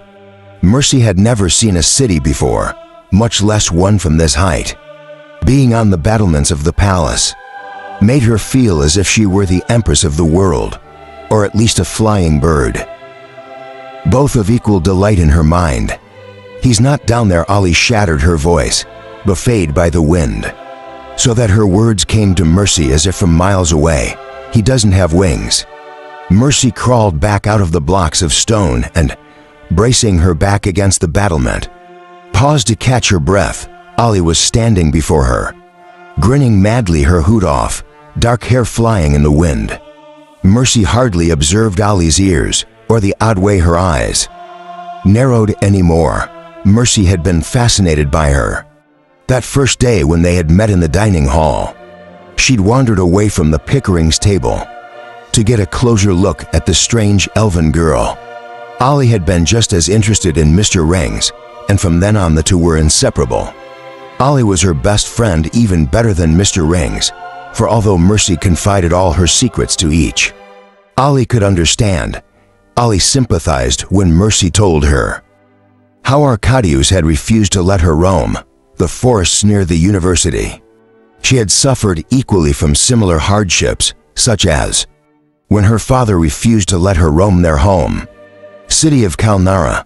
Both girls spent long nights by candlelight, sharing horror stories of their adventure. Impoverished childhoods, rendered such by overprotective guardians, who refused to see the necessity of finding tadpoles or obtaining the twisted metal the tinsmith threw away. They tried on each other's clothes. Ollie's wardrobe consisted of boyish outfits, mostly tunics and trousers, all faded and worn with holes in the knees and elbows, but Mercy found them marvelous. They were much easier to wear than dresses when climbing trees. Ollie had very few clothes compared to the many dresses, gowns and cloaks Mercy used to have at the university. But of course now, Mercy had only the one outfit Miranda had dressed her in the day they had fled Sheridan. In the end, all they managed to do was trade cloaks. Mercy's was thicker and warmer, but she liked how Ollie's old, tattered wrap made her look dashing like some wild hero. Ollie let Mercy play with the spare sextant her father had given her, showing her how to determine their position by the stars. In return, Mercy let Ollie play with Mr. Rings, but began regretting the decision now that he climbed on Ollie's shoulder more often than her own. Late at night, she would scold the raccoon for his disloyalty, but he only chatted back. She wasn't at all certainly understood the gravity of the problem. There Ollie shouted, pointing farther up the parapet, where Mercy spotted the raccoon's tiny face, peering at them from around the corner. The two bolted after him. The face vanished, a ring's tail flashed and was gone. The two slid on the frosty blanket as they rounded the corner. They're at the front of the palace now. Above the great gates, on the outside, was an immense square, where vendors sold merchandise from cards, and Barker shouted about the best ladder, the slowest burning candles, and the bargain price of honey on the inside. Lead the castle courtyard and beyonded the tall, imposing keep, rising as a portly tower with numerous windows. The raccoon was nowhere to be seen. "More tracks," Mercy cried dramatically. "The fool leaves a trail." Off they ran once more, following the tiny hand-shaped imprints in the snow. He went down the tower stairs. Lasses, the turret guard informed them. As they raced by, Mercy only glanced at him. He was huge, as all the guards were wearing his silver helm and layers of dark wool, and holding a spear. He smiled at her and she smiled back. There Ollie shouted, pointing across the courtyard, and a dark shadow darting under a delivery card. They scrambled down the steps, bounded to the bottom, and raced across the ward. They caught up to him when he neared the old garden. The two split up like hunters driving the quarry. Ollie blocked Mr. Ring's path, forcing him toward Mercy, who was closing in. At the last minute, Mr. Rings fled toward the wood pile outside the kitchen. He easily scaled the stacked logs and scampered through a window left open. A cracked to vent smoke. Crafty villain, early cursed. "You can't escape," Mercy shattered. Mercy and Ollie entered the yard door to the kitchen and raced through the sculleries, startling the servants, one of whom dropped an immense pan which rang like a gong. Shouts and curses echoed behind them as they sped up the stairs, past the linen storeroom and into the great hall, where Mercy finally made a spectacular diving grab and caught Mr. Rings by the back foot. His tiny claws skidded over the polished floor. But no avail. She got a better grip and pulled him to her. "Gotcha," she proclaimed, lying on her back, hugging the raccoon and panting for breath. "It's the gallows for you." Ahem. Mercy heard the sound and instantly knew she was in trouble. She rolled over and looking up saw a woman glaring down, her arms folded and a stern look across her face. She wore a brilliant black gown, decorated with precious stones that twinkles like stars. At the nearby table another woman and 8 men with grim faces stared at them. "I don't recall inviting you to this meeting," the woman told Mercy. "Are you?" she said to Ali. "We're tumbled in behind, Mercy." She then focused on Mr. Rings. "And I know I didn't invite you. Forgive us, Your Eminence," the 2 door guards said in near unison as they rushed forward, the foremost taking a rough hold of Ali. The second guard grabbed for Mercy and scrambled to her feet. Frightened, the lady raised a delicate hand, bending it slightly at the wrist, and instantly the guard halted. "You are forgiven," she told him. "Let her go." The guard holding Ali obeyed, and the little girl took a step away, looking at him wearily. "You're the Empress?" Mercy asked. "Yes," she replied. "My name is Medina. I'm Mercy. I know Ali has told me all about you, and this is Mr. Rings." "Correct," the Empress asked, reaching at a hand and stroking the raccoon's head. Mr. Rings tilted his snout down in a shy gesture as he was awkwardly held to Mercy's chest, his belly exposed. "Is he the one causing all the trouble?" "It's not his fault, Mercy. Crimson stained to Dad. We were just playing a game. Mr. Rings was the despicable thief who stole the crown. Duels and me and Ali were on the hunt, tracking him down to face the X-Men's justice. Mr. Rings just happens to be a really good thief." "I see. But alas, we are in the middle of a very important meeting. That does not include thieves, axemen, or little girls." She focused on Mr. Rings as if she was speaking only to him. "And raccoons, no matter how cute, or not allowed. If you two would be so kind as to take him back to the kitchen and ask Mr. Thinley to make him a plate of something. Perhaps that will keep him out of mischief. See if he can also find some sweetmates for the 2 of you, toffee perhaps. And while he's being so kind, you might return the favor by asking if there are any chores you can do for him." Mercy was nodding even before she finished. "Away with you," then she said, and the 2 sprinted back the way they'd come, exchanging wide-eyed looks of relief. Medina watched them race out, then turned back to the council. She didn't resume her seat, but preferred to walk, taking slow steps, circling the long table where her ministers and knights waited. The only sounds in the room were the crackle of the fire and the click of her shoes. She walked to more for effect than from need. As Empress, she had discovered the power and necessity of appearances. The dress was an outward expression of this stiff, tight, restraining, noisy, and generally uncomfortable.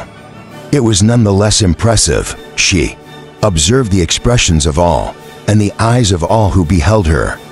All begot respect, respect begot confidence, confidence begot courage, and she needed her people to be brave. She needed them to cast aside their doubts, even in the face of a terrible growing shadow. She needed them to believe in the wisdom of a young woman. Even when faced with annihilation, the men at the table were not fools. They would not be there if she thought them. So, they were practical, clear thinking. War hardens leaders. Such romantic notions as the infallibility of a daughter of Navran did not impress them. The Count of Spears and the calculated plan were more to their liking. Still, even such efforts she knew to be futile. Warriors on a battlefield and the belief in a demigod empress would stand equal chance of saving them. Now she had but one hope, and as a goddess or a thoughtful ruler, she needed their blind allegiance to raise the payments needed to buy time. So she walked with her head bowed, her fingers tapping her lower lip in apparent contemplation, giving the impression that she calculated the number of swords and shields, their positions at the choke points, the river dam set to be broken, the bridges set to be destroyed, the units of cavalry, the state of preparedness of the reserve battalions. More than anything, she didn't wish to appear to these old men as a flighty girl who held no understanding of the weight she bore. She paused, looking at the fire. Leaving her back to the table. "You were certain then?" she asked. "Yes, Your Eminence." So Brecton replied, "A beacon is burning, but only one. We know that. The elves are capable of swiftness and stealth. It's why we had so many signal patrols. Still only one. It's no accident." "No, of course not," she said, pivoting on a heel so that a mantle swept gracefully around. "And I do not doubt it now, but it shows something of their ability.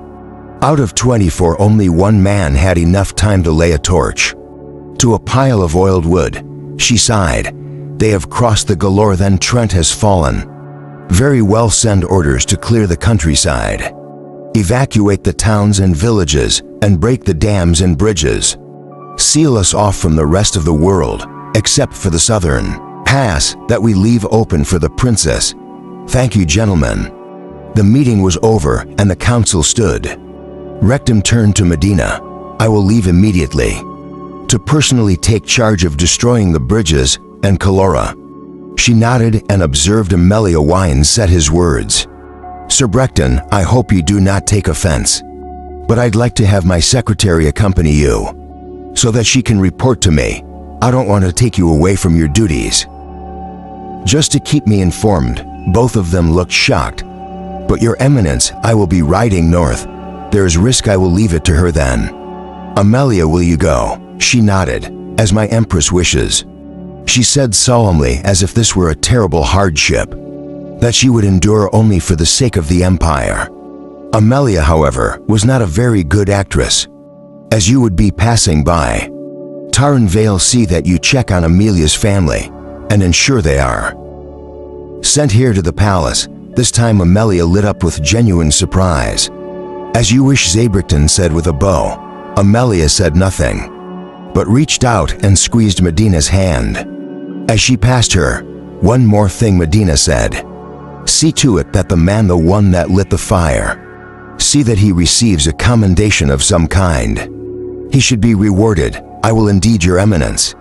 Servants entered the hall carrying plates, but pulled up short with guilty looks. No, come in." She waved them forward. "Chancellor, you and I will continue in my office to allow these people to set up for the evening meal." Outside the great hall, the corridors and public rooms buzzed with dozens of people walking, working, or just gathering to talk. She liked it this way. The castle felt alive. For so long she lived within a cold, hollow shell, a ghost within a mausoleum, but now packed tightly with guests, all fighting for access to wash basins and seats at tables, and arguing over snoring and blanket stealing. It felt like a home. At times, she could almost imagine they were all relatives, arriving as guests for a grand party, or perhaps, given the lingering mood of funeral, she had never met most of those she saw. But they were family now. They were all family now. Guards escorted them through the corridor and up the central stairs. Since the Royce incident, as Bracton called it, he insisted she have bodyguards at all times. They ordered people in gruff tones to step back. Airbrush, they would call out, and crowds would gasp, look around nervously. Dividing and bowing, she liked to smile and wave as she passed. But on the stairs, she had to hold the hammer for a dress. The dress, for all its expense, was no end of problems, and she looked forward to the end of the day when she could retire to her room and slip into her linen nightgown. She had considered going there now. Nimbus wouldn't mind. He had seen her in it hundreds of times, and while he was a shining example of protocol himself, he was silent to the foibles she made. As Medina climbed the stairs, it occurred to her she would have no more reservation about changing her clothes in front of him than she would about doing so in front of Red. or Amelia as if he were a doctor or priest. They entered what had once been Soder's office. She had most of the church paraphernalia and personal items removed. The chambermaids might even have scrubbed it. As the room did smell better, the sun was setting outside the window, the last of the light quickly fading. "How long has it been?" she asked Nimbus as he closed the office door. "Only 2 days, Your Eminence."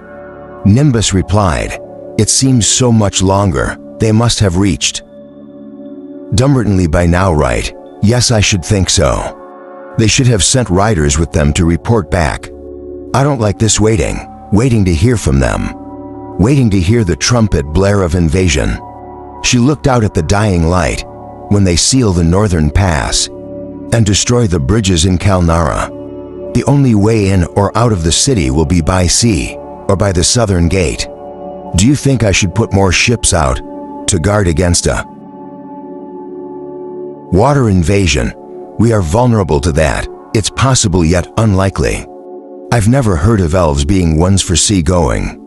I don't believe they brought ships with them. Across Dunmore, Brecton destroyed the Maylonger fleet.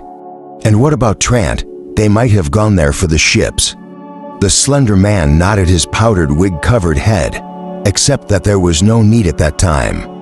There will be no need until your men close the roads, usually. One doesn't go to great lengths unless one has to. And so far they have had an easy time of killing us. Will it be any harder for them here?" "I think so," Nimbus said. "Unlike the others, we have had time to prepare. But will it be enough? Against any human army we would be impregnable, but..."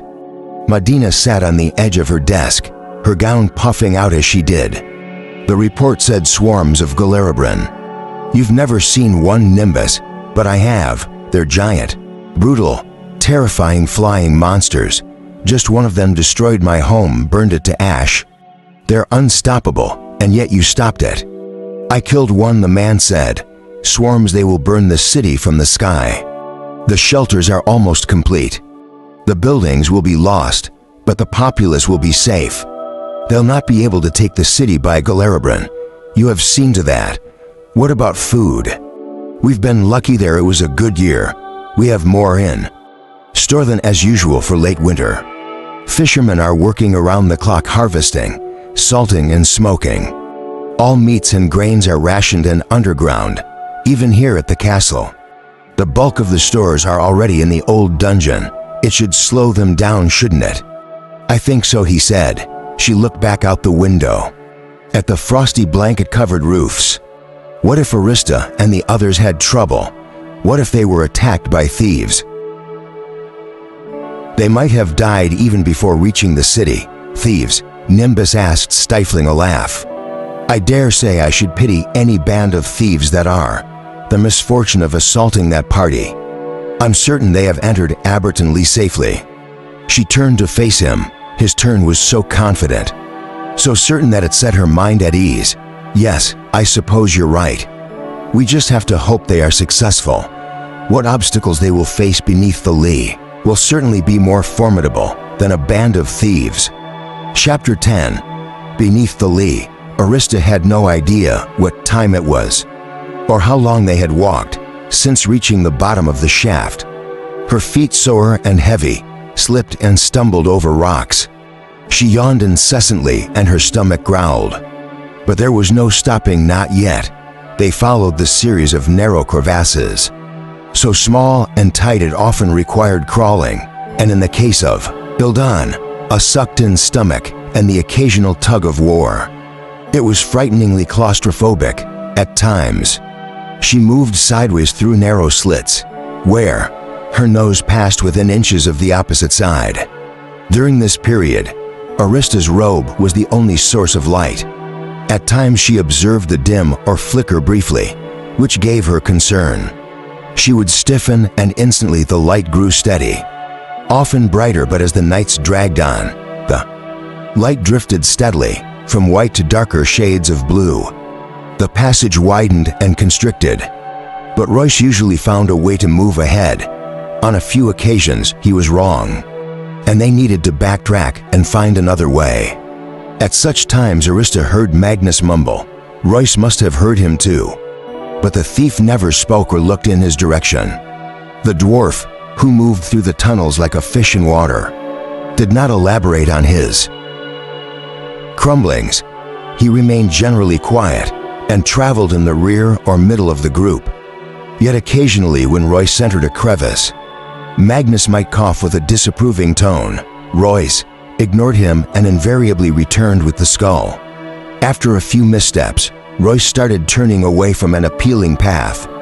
The moment Magnus made a sound, as if a new thought had just occurred to him, silently worked out and agreed upon, the system functioned well enough for both of them. The rest of the party followed mindlessly, focused only on their own feet. After the first hour, Ulrich could begin the march, giving the occasional obvious direction or asking questions, then nodding his head, as if approving some sort of action, gave up the pretense altogether. Soon he dragged himself along like the rest, blindly following wherever Magnus and Royce led. Marista heard Magnus intoning somewhere ahead, as if you just tasted something wonderful. The princess was fumbling forward, ducking and twisting to get by, as they struggled through another long, narrow fissure. The blue light of her robe made the rock appear to glow. "Wonderful," the dwarf muttered. "What is it you'll see?"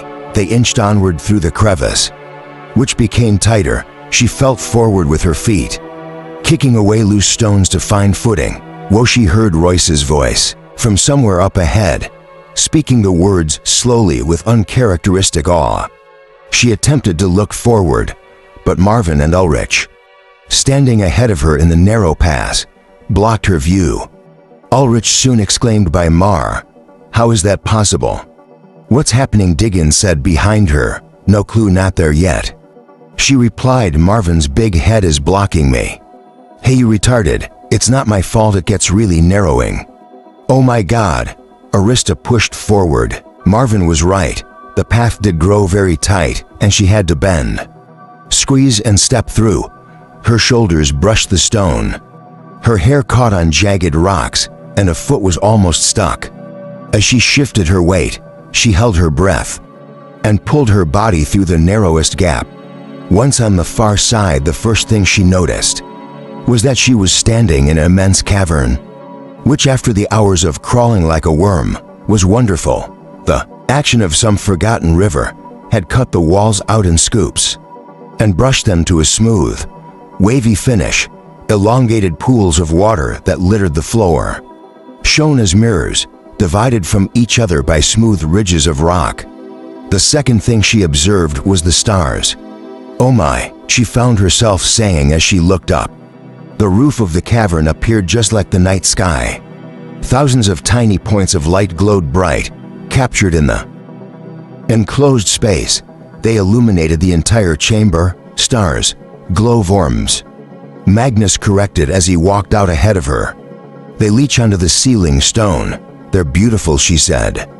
Jerome didn't put all his grandeur on the outside of a land. "Your castles, your towers are sad little toys. Here are the real treasures we hoard. They call us misers on the surface. They've no idea. They scrape for gold, silver, and diamonds, never finding the real gems beneath their feet. Welcome to the House of Drone. You stand on his porch. There's a flat table of rock up there." Royce told them, pointing ahead at the massive plate of stone that lay at a slight angle. "We'll camp and get some food and sleep." "Yes, yes. That sounds wonderful," Barak agreed, bobbing his head eagerly. They walked around the pools, filled with the reflected starlight. Myron and Aldan, both with their eyes locked on the distant ceiling, missed their footing several times. Soaking their feet, neither seemed to care. They climbed to the surface of the table rock, which was as immense as the floor of the palace's great hall. It was a vague triangle, and the long point rose at the center of the cavern, like the prow of a ship reaching a wave, with no wood and no need for tents. Making camp consisted entirely of dropping the packs and sitting down. Arista had the lightest pack, carrying only her own supplies of food, bedding and water, but still, her shoulders ached, and did so even more noticeably. Once she set a burden down, she planted herself on the prowl, her legs dangling over the edge, and leaned back on her hands, rolling her head. She felt the eggs in her neck and looked up at the false night sky.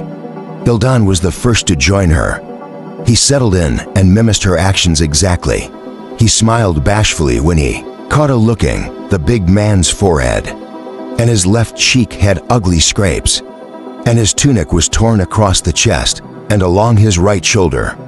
It was a wonder he had made it through it all. From her pack, she pulled one of the meals in a neatly sewn bag. She tore it open and found salted fish, a preserved egg with a green look to it, a bit of hard-bread walnuts, and a pickle. Just as she had once devoured the pork stew Hedron and Royce had given her the first night she had traveled with them. She consumed this meal. When finished, she searched the bag for any remaining crumbs. Sadly, she found only 2 more walnuts at the bottom. She considered opening another bag, but reason fought against the idea. Partially stated her hunger lost its edge and gave up. Most of the group found seats along the edge of the shelf and lined up like birds on a fence, the legs dangling at various rates of swing. Royce was the last to settle, as in the past. He spent some time exploring ahead and checking behind. Deegan and Magnus sat together, some distance from the rest, speaking together softly. "Blessed Maribor, am I starved?" Marvin declared as he tore open a bag of his own. His expression showed his disappointment, but he wasn't discouraged. After he tasted the contents, a smile returned. "That ibis is a genius. This fish is wonderful. I have the pork," or Rick managed to get out around the food in his mouth. "Good. I feel as if I'm back on a ship." White mentioned, but didn't pause to explain why. As he tore his bread with his teeth, Myron negotiated a trade with Ildanova walnuts. A discussion held without words. The little monk looked exhausted, but managed to smile warmly at the giant as they debated with hand gestures and nods. Ildan grinned back, delighted by the game. After eating, Arista looked around for a place to sleep. It wasn't like bedding down in a forest where you looked for a flat area, clear of roots and stones. Here everything was rock. One place was as good as another, and all appeared to offer little in the way of comfort. With her pack in hand, she wandered toward the center of the shelf, thinking that at the very least, she didn't want to roll off. She spotted Hadrian far down at the low end of the rock. He was lying on his back, his knees up, his head on his blanket which he'd rolled into a pillow. "Something wrong?" she asked, approaching cautiously. He turned on his side and looked up. No. She got down on her knees alongside him. "Why are you all the way over here?" He shrugged, "Just looking for some privacy." "Oh, then I'm probably bothering you." She got up. "No, you're not." He stopped her. He sighed, "Never mind." He sounded upset, frustrated, maybe even angry. She stood hovering over him, unsure of what to do. She hoped he would say something, or at least smile at her. Instead, he refused to look away. His eyes focused on the darkness across the cavern. The miserable, bitter sound of the words "never mind" echoed in her head. "I'm going to sleep," she said at last. "That's a good idea," he replied, still not bothering to look at her. She walked slowly back to the center of the table, glancing at him over her shoulder. He continued to lie, staring at nothing. It bothered her. If it were Royce, she wouldn't give it a second thought. But this was not like him. She spread out her blankets and lay down, feeling suddenly awful, as if she had lost something valuable. She just wasn't sure what. A robe was dark. She had not observed until that moment, and couldn't recall when it had faded. They were all tired, even the robe. She looked up at the glowworms. They did look like stars. There must be hundreds of thousands. The boy was pale, ghostly. His eyes sallow, his mouth hung slightly agape, as if perpetually on the verge of asking a question. Only he could no longer form words, she guessed. It took all his mental capacity to keep from screaming. Garish stood next to him. The fighter towered over the lad with a look That reminded her of a cornered mother bear they were both dressed in. Common clothes, his armor and emblems left at the palace. He appeared to be a poor merchant or tradesman perhaps, except for the long sword slung to his back, the pommel rising over his left shoulder. As if keeping watch, Grinder the boy said. As she entered the station, Mary she greeted him, and it took effort not to bow. He looked so much like his father. The same lines, the same clarity in his eyes, the cut of his mouth, the lineage of the emperor so obvious. Were you followed? Garish asked. She smoked a senja, cannot be followed. No, she said bluntly. Everyone still thinks I'm loyal to the cause. Now we have to be quick here. She held out the necklaces. This one is for you, Mary, and this is Garish's. Put them on and never take them off. Do you understand me? Never take them off. They will hide you from magical eyes, protect you from enchantments, allow me to find you when the time is safe, and even provide you with a bit of luck. You intend to fight them.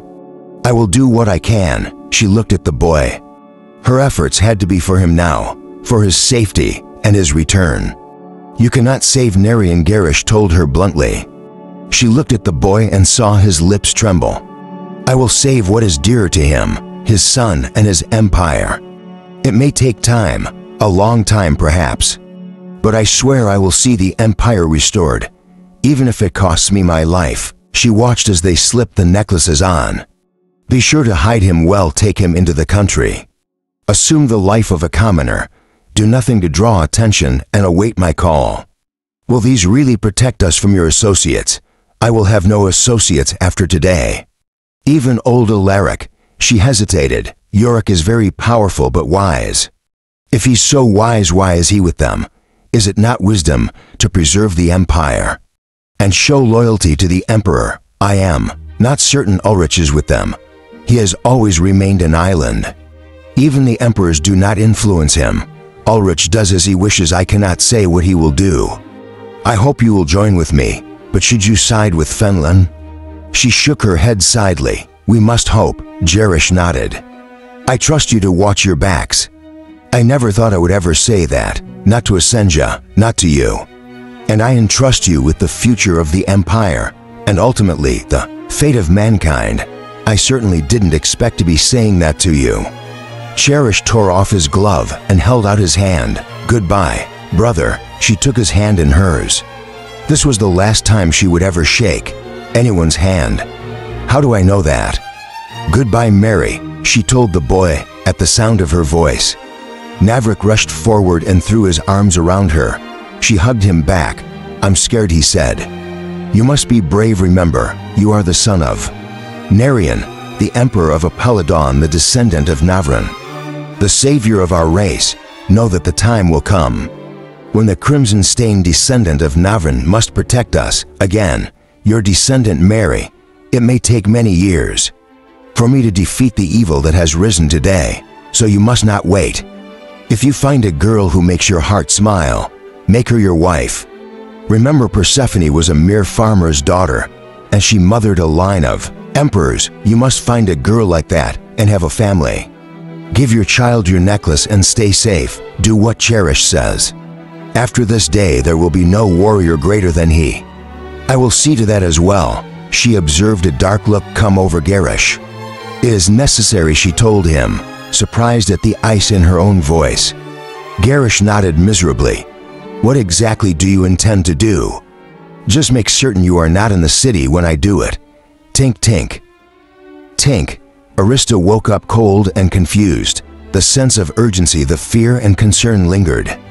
Her back hurt. Hard damp stone tortured her strained muscles.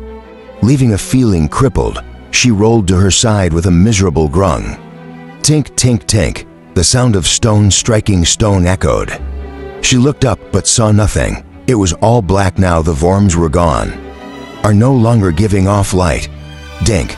There was a spark of white light, and in that brief flash she spotted Magnus, hunched over a pile of rocks, only a few feet from her.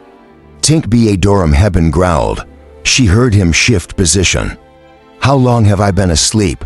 She asked. 6 hours, the dwarf replied. Think another flash, another incomprehensible grumble. What is it you're doing? Frustrating and embarrassing myself. What, it's just been so long, although that's really no excuse. I can hardly call myself a Brendolin if think another flash. This time it did not go out. The spark appeared to linger amazingly bright. Instantly, Magnus bent down and she could hear him blowing. The spark grew brighter with each puff. Soon she could see clearly the face of the dwarf. The ridges of his cheeks, the tip of his nose, the beard trimmed short, all highlighted by the flickering glow. His dark eyes glistened. Eagerly watching the flame he breathed life into. "We have no wood," she said, puzzled as she sat up. "Don't need wood." She watched him pile fist-sized stones on top of the little flame. He blew again, and the fire grew. The stone was burning. "Magic. Skill," he replied. "Do you think they only have fire on the outside?" Jerome taught the dwarves first in the deep. The crimson stain of a land bubbles up. There are rivers of burning stone, red and yellow, flowing thick and hot. We taught the secret of fire to the elves, much to our regret. "How old are you?" she asked. It was common knowledge that elves lived longer, much longer than humans, but she had no idea about dwarves. Magnus looked at her through squinting eyes and pursed his lips as if he had tasted something bitter. "That's not a polite question, so I will be just as rude and ignore it. Since you feel you still need me, I trust you won't burn me to a cinder for it." Arista rocked back.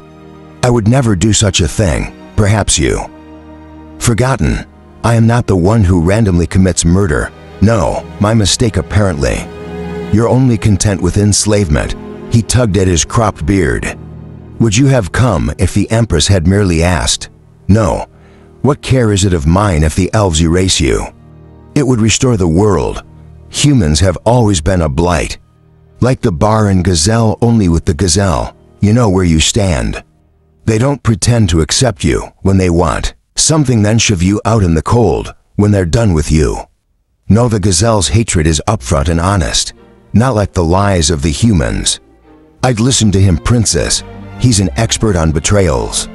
The voice, low and threatening, came out of the darkness, and Magnus jumped up, scrambling toward her as if for protection. A moment later, Royce appeared at the edge of the fire's light. "I just wanted the dagger," Magnus replied, a hint of desperation in his voice, which rose an octave higher than normal. "I understand. And I promise that the moment this business is done, I will make a present of it to you," Royce told him with a hungry look in his eyes. That gave even Arista's heart pause. "Be sure to keep me informed of his usefulness. Won't you? Your Highness is actually being very helpful so far," she replied. "Too bad," Royce said. "Still, I've every confidence that will change, won't it, Magnus?" He stared menacingly at the door for several minutes, as if expecting an answer. Then the thief looked at her. "Better get everyone up, it's time we got moving." Royce turned and disappeared silently into the cave's gloom. When she looked back at the dwarf, Magnus was staring at her with a surprised, almost shocked expression, as if something about her suddenly mystified him. He turned away and grumbled something she didn't catch before.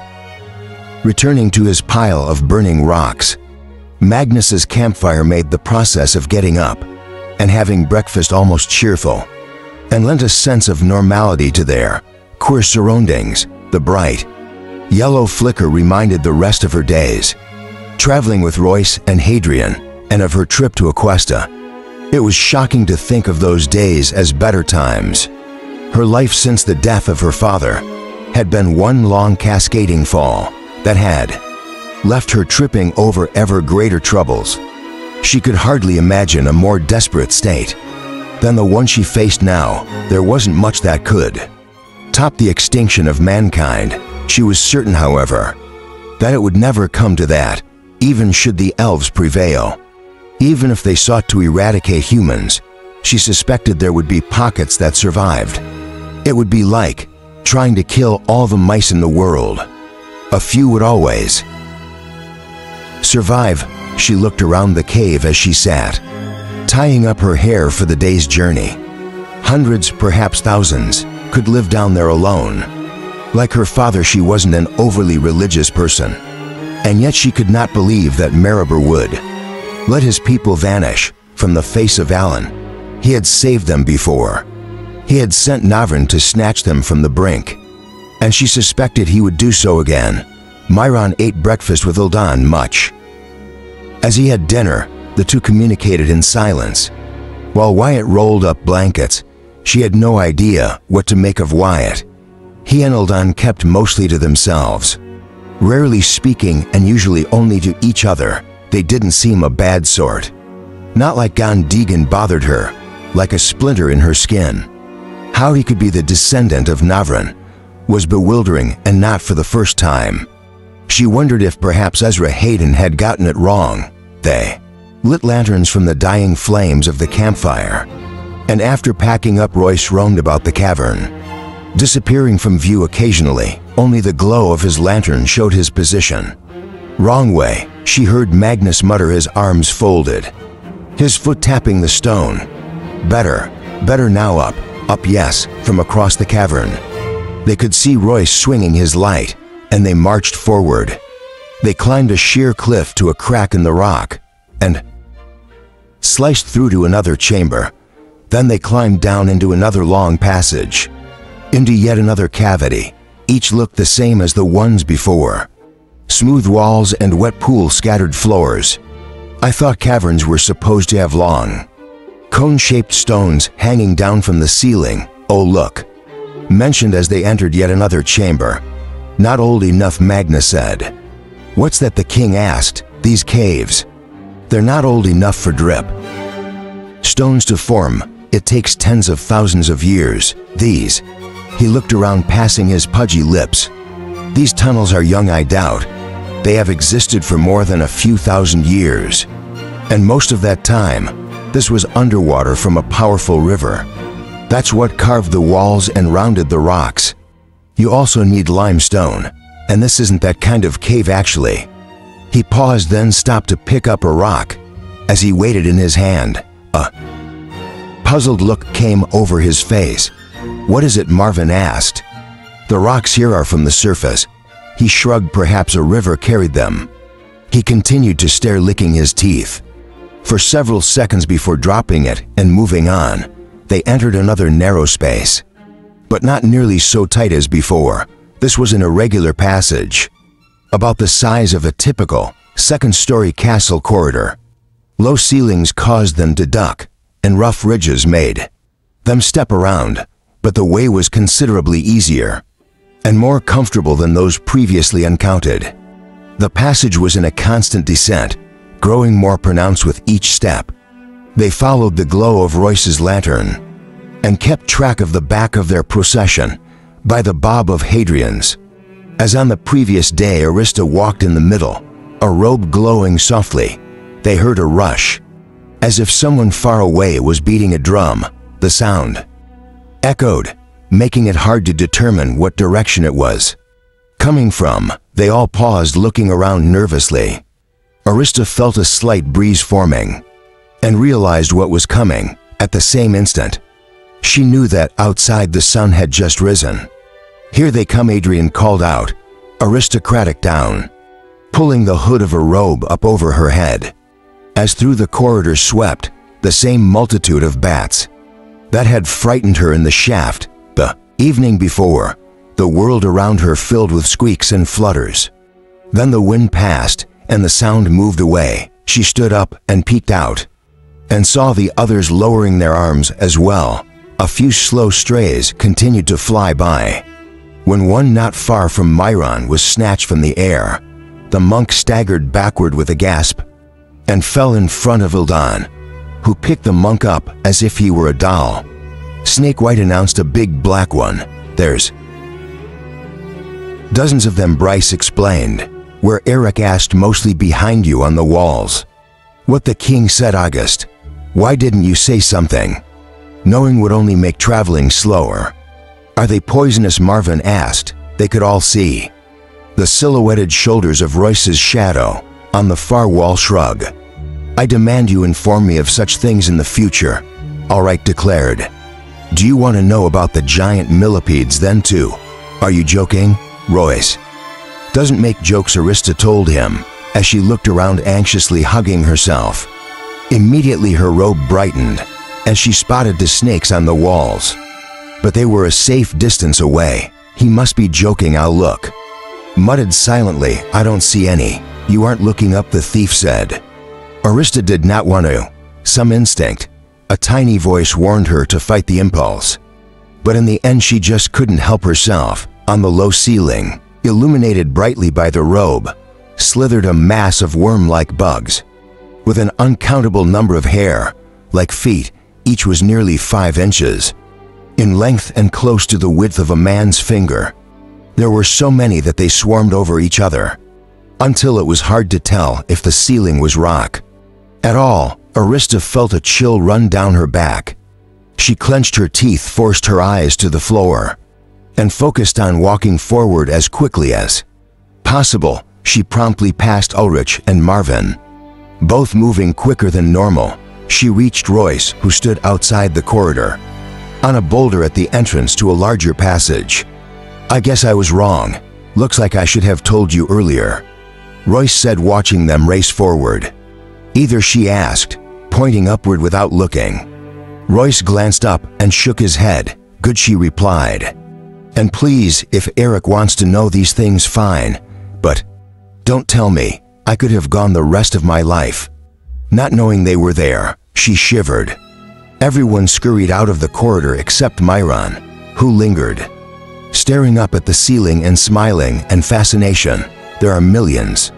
They entered another chamber, a smaller cavern, of dramatic boulders that thrust up and out. Arista thought. They appeared how the timbers of a house might look if a giant moved on it. As soon as they entered, they faced a mystery on the firewall, where 3 darkened passengers awaited. One immense, one small, and one narrow. The party waited as Royce disappeared briefly into each one.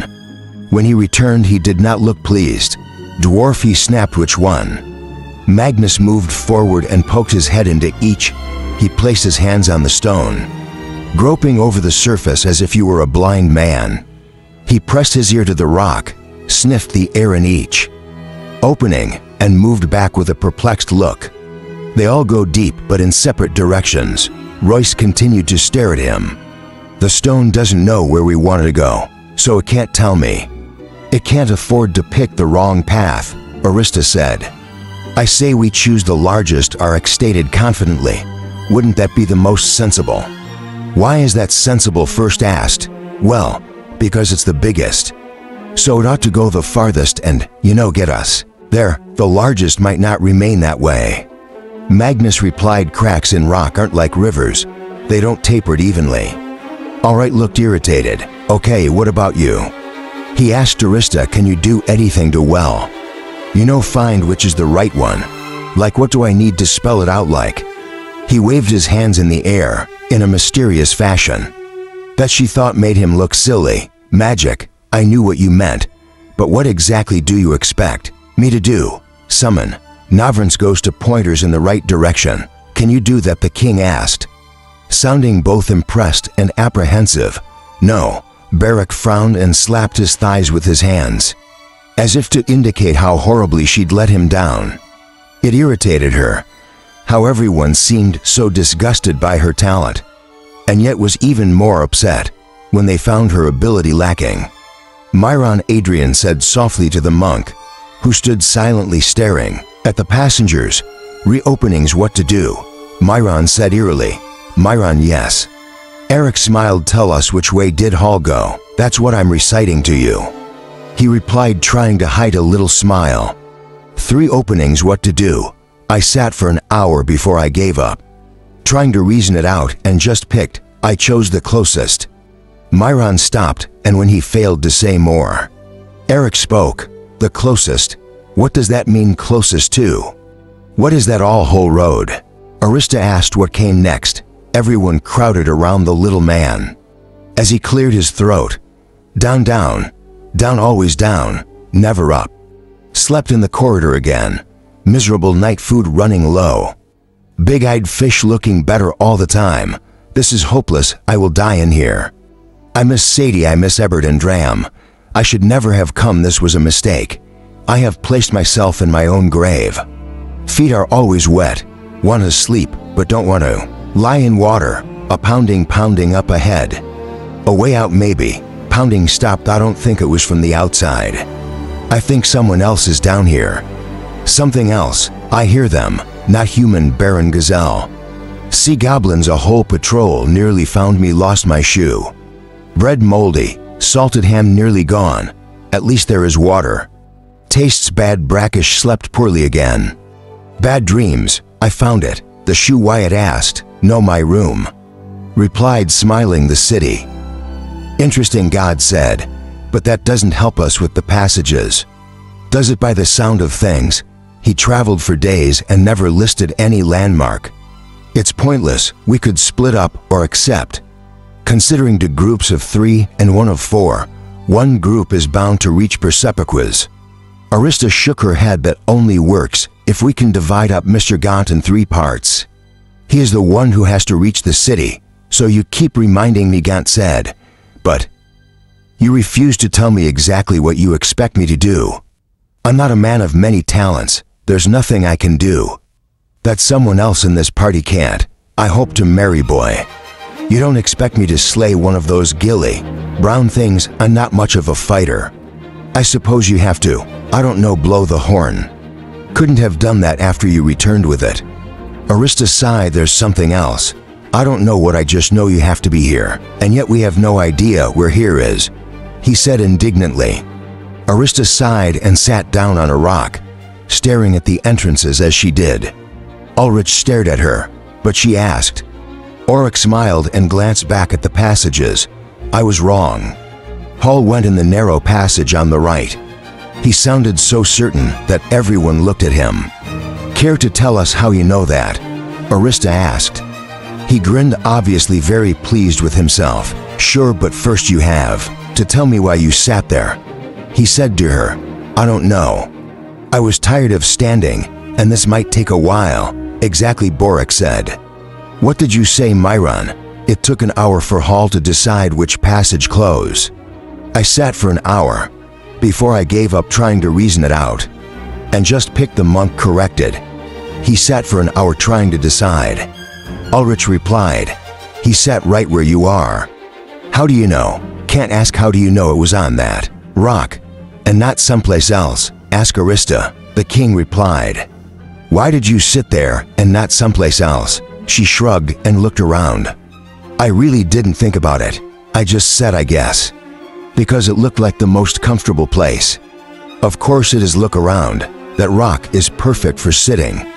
All the others are sharp on the top or at steep angles. Or to big or small, that is the perfect sitting rock for looking at those passages. And that's the same reason all chose that spot and the closest passages. The narrow one all went in there, I'm positive. Arista looked at Royce, who looked at Hadrian, who shrugged. I think he might be right. Sounds good to me, Royce said. Arista nodded. I think so too. Everyone seemed pleased except for Gond, who frowned but said nothing.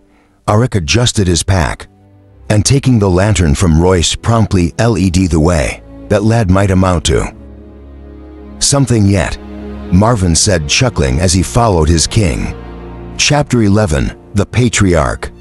Monsignor Merton shuffled along the dark, snowy road, his black hood up, his freezing fingers gripping the neck of his rock. He shuffled for fear of falling on the ice. He could not feel the tip of his nose, and the tops of his cheeks had gone from feeling cold to burning unpleasantly. Maybe I have frostbite, he thought. What a sight I will be without a nose. The thought did not bother him much. He could get along fine without one. The hour was late. The shop windows were all black dulls, sightless eyes reflecting his image. It passed fewer than a dozen people since leaving the palace, and all of them were soldiers. He felt sorry for the man who guarded the streets. The shopkeepers complained when they collected taxes. The vagrants wailed when they drove them off, and the criminals cursed them. They were half-shaven, blunt-nosed, loud and always seen as bullies. But no one saw them on nights like this. The shopkeepers were all asleep in their beds, the vagrants and thieves tucked in their holes. But the soldiers of the Empress remained. They felt the cold, suffered the wind and enjoyed exhaustion, but they bore their burdens quietly. As he shuffled on, Merton said a quiet prayer to Navran, to give them strength and make their night rounds easier. He felt foolish doing so. Surely Navran knows the plight of his own. He doesn't need me reminding him what a utter annoyance I must be. What a bother. It's little wonder that I should lose my nose. Perhaps both feet should be taken as well. Without feet, Lord, how will I serve? He spoke softly. His voice came out in clouds that drifted by as he walked. For I'm not fit for much else these days, beyond carrying messages. He stopped. He listened. There was no answer. Then he nodded. I see. Stop being a fool and walk faster, and I will keep my feet very wise, my lord. On he charged, and reaching the top of the hill, he turned off Majestic Avenue and entered Church Square. At the center of the dark void glowed the clear starry lights of the great cathedral, the imperial basilica of Aquesta. Now that Urbanon was no more, crushed and defiled by the elven horde, this was the seat of power of the Nephron Church. Here emperors would be crowned, married, and laid to rest here. Wintertide services would be performed here. The Patriarch and his bishops would administer to the children of Maribor, while it had nowhere close to the majesty of the Basilica of Urbanon. It had something Urbanon had never had. The heir of Navran, the earthly god, returned, and not a moment too soon was hammered and sword.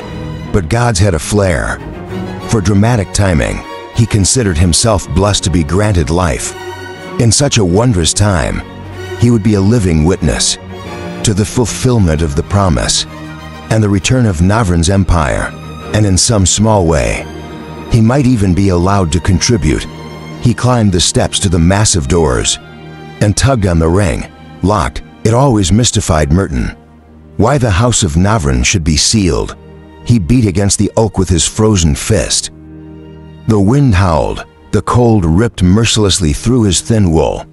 He looked up disappointed not to see stars overhead. He liked the stars, especially how they looked on cold nights, as if he could reach up and pluck one.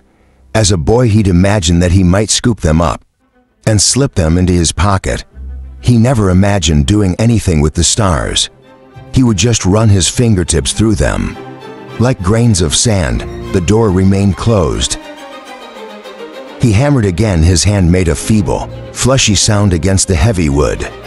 Is it your will that I freeze to death here, on your steps? Yes, Navran. I certainly should not think it would look good to have the body of your servant found here. Even might get the wrong idea. He heard a latch slide. Thank you. My lord, forgive my impatience. I am but a man. Monsignor Martin, Bishop to London, exclaimed as he held up a lantern and peered out. What are you doing out so late on a night like this? God's will, of course. But certainly our Lord could wait until morning. That's why he makes new ones every day. The London was more the curator of the church than its bishop. These days, now that the Patriarch had taken up residence, he was like the captain of a ship that ferried an admiral. Bishop to London had unusually dark skin, even for a Chilean, which made his wreath of short, white hair stand out against his balding head, the top of which looked like a dark olive setting cream. The bishop had a habit of wandering the halls at night, like a ghost, exactly what he did on his walks about the cathedral. Merton had no idea, but tonight, he was more than thankful for his nocturnal habits. And it wasn't Navran who sent you out on such a night. It was Patriarch Nilnav. He pulled the great door closed and slid the bolt back from the palace. Again, are you? These are troubled times, and he needs to keep informed. Besides, if not for my wonderings, who would praise the beauty of our Lord's nights? Those farther south, I imagine. The London retorted gruffly. Put your hands on the lantern. Warm them lest they fall off. Such compassion, Martin said, and for the likes of an overnight like me. Not all overnights are bad. There's only 4 of us, yes. And of the 4, I can say that you are a good, devout, and gentleman, and the others, I don't utter a word of them at all. I still find it altogether strange that only he and his guards managed to escape the desolation of Arbanon. While all others perished, I am here. Navrin loves you. Our Lord sharp you out on the day of your birth, and told his father to watch over you. You are too kind, and surely Navrin loves everyone, and the leader of his church most of all, but the patriarch is not anymore. The bishop appeared from the vestibule. Toward the interior, I don't like how he treats you. Since the patriarch had arrived, Bishop to London had been very vocal about how the patriarch treated everyone, and more importantly, his cathedral. It was a matter of jealousy, but Merton would never say anything. If Navrin wished the bishop to learn this lesson, he would find a worthier vessel than him to explain. I also don't like how he holds court in the Holy Chancellor, as if he were Navrin himself. The author deserves more respect. Only the emperor should occupy that space. Only the crimson stain of Navrin, but he sits there as if he is the emperor. Is he there now? Of course he is Eminem's guards. Why does he need guards anyway? I don't have guards. And I meet dozens of people every day. He meets no one, but is never separated from them. What strange men. They utter a word only to him and always whispers. Why is that? He unnerves me. I'm glad I never met the man when I was a deacon. I should never have devoted my life to Navrin, and that would have been a terrible loss to us all. Martin assured him, now if you do not mind, I must utter a word with the patriarch. Patriarch, that's another thing. The man has a name. He was born with a name just like the rest of us, but no one ever uses it. We refer to our lords as Navrin and Merlibor, but Nil never. Their Avanon must be referred to as the patriarch, and respect for his officers. Head of the church, but as I said, he's not the head anymore. Navrin's child has returned to us, but still he sits there, still he rules. I don't like it. I don't like it one bit. And I don't think the Empress approves either, if she doesn't. We can be assured our Lord Navrin isn't pleased. Would you like me to utter a word to him about your concerns, the London Scouto? He knows, believe me, he knows. Martin left the bishop in the narthex and entered the nave. He stopped briefly, looking down the long, cavernous room with its magnificent arched ceiling. Shaped like a great ship's keel, the word nave, Martin had learned, was derived from the ancient term navis, meaning ship. Towering rows of ribbed pillows, like bunches of reeds bound together, rose hundreds of feet, spilling out at the tops, which spread to form the vaulted ceiling to either side. Lower aisles flanked the nave, encased in arcades, the series of repeating archways and columns above them.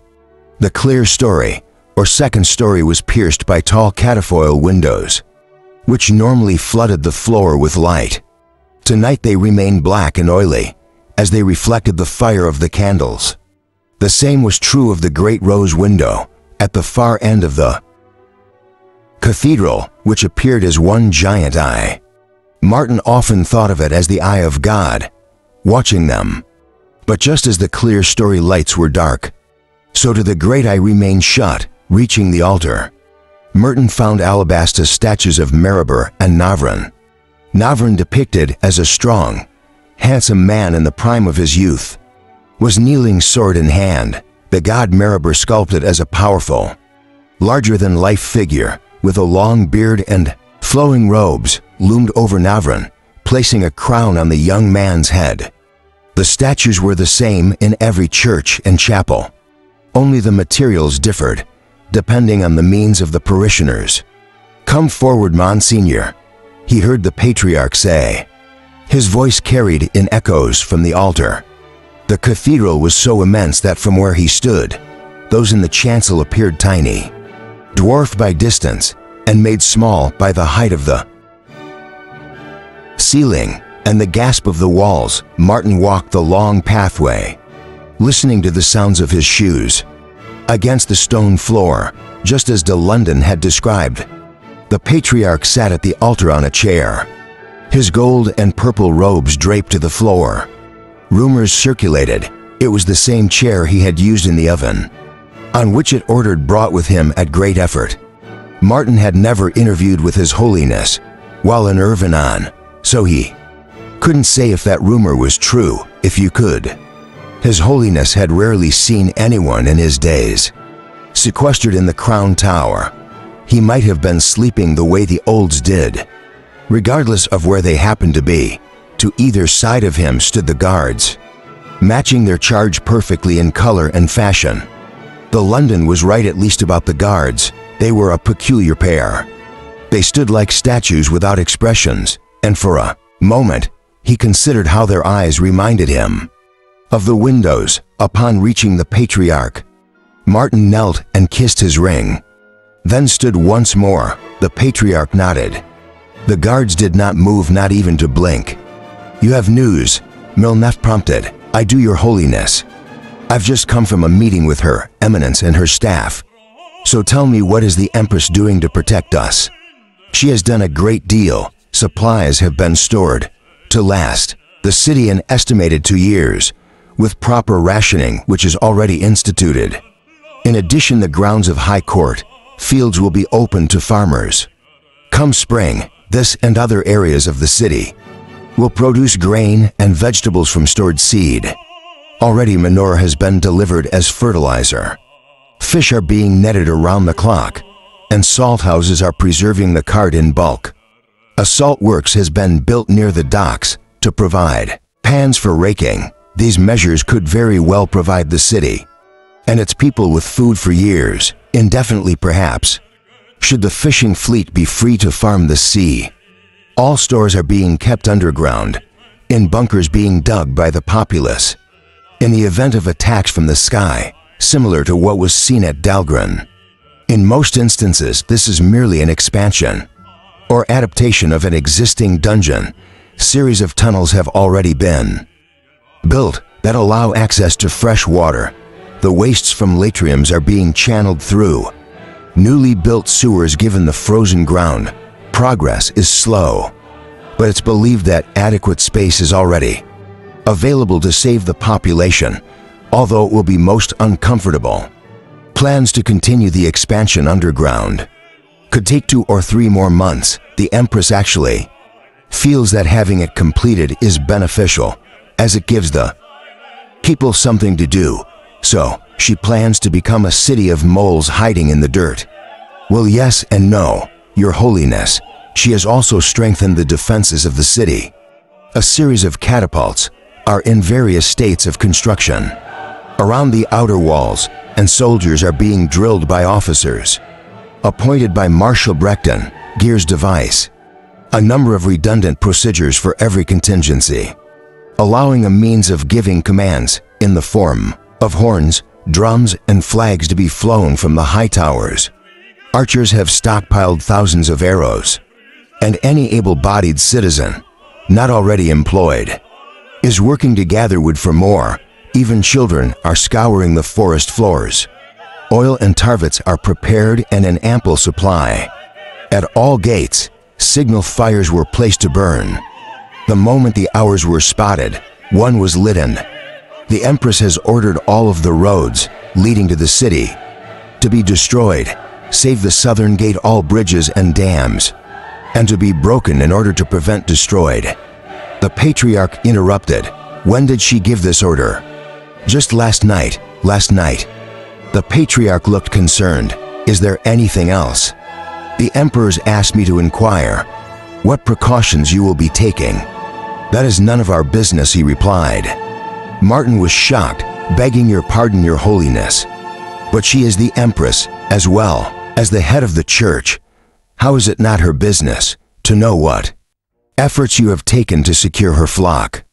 The Patriarch stared menacingly at him for a moment, then softened his expression.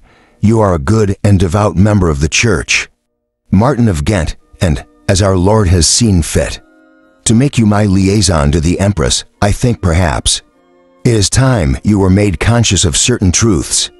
Your Holiness, Empress Medina is not the head of this charge, the patriarch declared simply. But she is the heir of Navran. That's exactly the point she is not. The patriarch licked his non-existent lips and continued. Bishop Salvador and Archbishop Galen overstepped the mandate while in Dalgan. They took it upon themselves to declare the girl the anointed heir. It was a well-intentioned mistake. They were too impatient to wait for Navran to show the way, so they sought to artificially create a new empire. They picked this girl at random, using the unexpected incidents on the midworld, and to serve as proof. What happened there, however, was proof of nothing. It's a fabrication that a Galerabrun can only be slain by the crimson stain of Navran. They used the ignorance of the masses to build this false empire. Why didn't you stop it? What could I do? Did you think I chose to live my life in seclusion? Martin looked at the patriarch for a moment, confused. Then the revelation dawned on him. You are a prisoner. Why else would I be locked away at the top of the crown tower, all these years never seeing anyone? These guards, the only two souls I know to be truly loyal to me. They tried to free me once. They spoke out and Galen had their tongues sliced off, only now, with Soldier and the others dead and Avanon destroyed, am I able to utter a word freely. I can hardly believe it, the Monsignor said. The Archbishop and Salder as well, but they both seemed so kindly. You have no idea of their ruthlessness. Now as a result of their actions, a false god sits on the throne of our Lord, and our fate is imperial. But you can do something about it now, can't you? What can I do? You've heard the mutterings of even old Bishop. To London, imagine what the world would think. If I tried to tell the truth, I would be labeled a jealous old man clinging to lost power. No one would believe me. The Empress would see me murdered, just as she eliminated Ethelred Salder when they stood in her way. No, I cannot act openly, not yet. What do you intend to do then? There is a greater issue at stake. We do not face just the extinction of the Empire, but of mankind. Medina and her actions will doom all of us. Her preparations to defend the city certainly appear to her. Efforts are useless, but that is not of which I speak. You're referring to the mission to Percepticus. Yes, it's by this that she imperils all. But you were at the meeting. Why didn't you say anything? Because that mission is necessary. It's imperative that the horn be found. The danger lies in who finds it. That horn is a weapon of incredible power. What Medina does not know, what even Salder and Ethelred did not know, is that they have been fooled into searching for it. The enemy needs to lay hands on it as much as we do. Whoever wields it controls all. It's he who they obey. They have always been his pawn. For centuries he has planned this, his hand guiding every move. Hidden in the shadows, manipulating forces unseen. They think he is gone, that he is dead, but he is not. He is clever and crafty. His magic is beyond imagining. And he seeks revenge. A millennium of preparation comes down to this moment, and it is he who desires the horn. And with it will make all of mankind bow to him. Even the elves will pay for crimes committed 1,000 years ago. They will hand the horn to him, for they do not see the danger traveling with them right now in the depths of this world. 10 individuals are delving into the past and discovering what never should be known, and with that knowledge, the world will be undone unless Martin waited. And when the patriarch said nothing more, he asked, unless what? The old man with his barren brows and bluish hair looked back as if pulled from a terrible nightmare. I did what I could. I managed to strike a deal with a member of the Empress's team. At the right moment, my agent will betray them, who I will not say. You are a good servant of Navran, but I cannot take a chance of revealing his identity, even to you, not with so much at stake. Can you at least tell me who this evil one is? Who can spend the course of 1,000 years to bring this about? Think hard, Monsignor, and you will know. But for now, pray to Navran that my agent will succeed in his charge. I will, Your Holiness, I will. Good, and pack your bags lightly. Am I going somewhere? We both are. Chapter 12, Thieves' End. Royce heard whispering. He estimated it was an hour before dawn, although he wasn't certain. It would surprise him if he was very far off. Royce had experience keeping track of time underground. He developed a surprisingly accurate method during his incarceration in Manand. During those days, tracking minutes had focused his mind, keeping it off other more painful thoughts. This was the first time in many years he'd allowed himself to remember those days. It carefully locked them away, packaged them into a back corner of his mind with a dark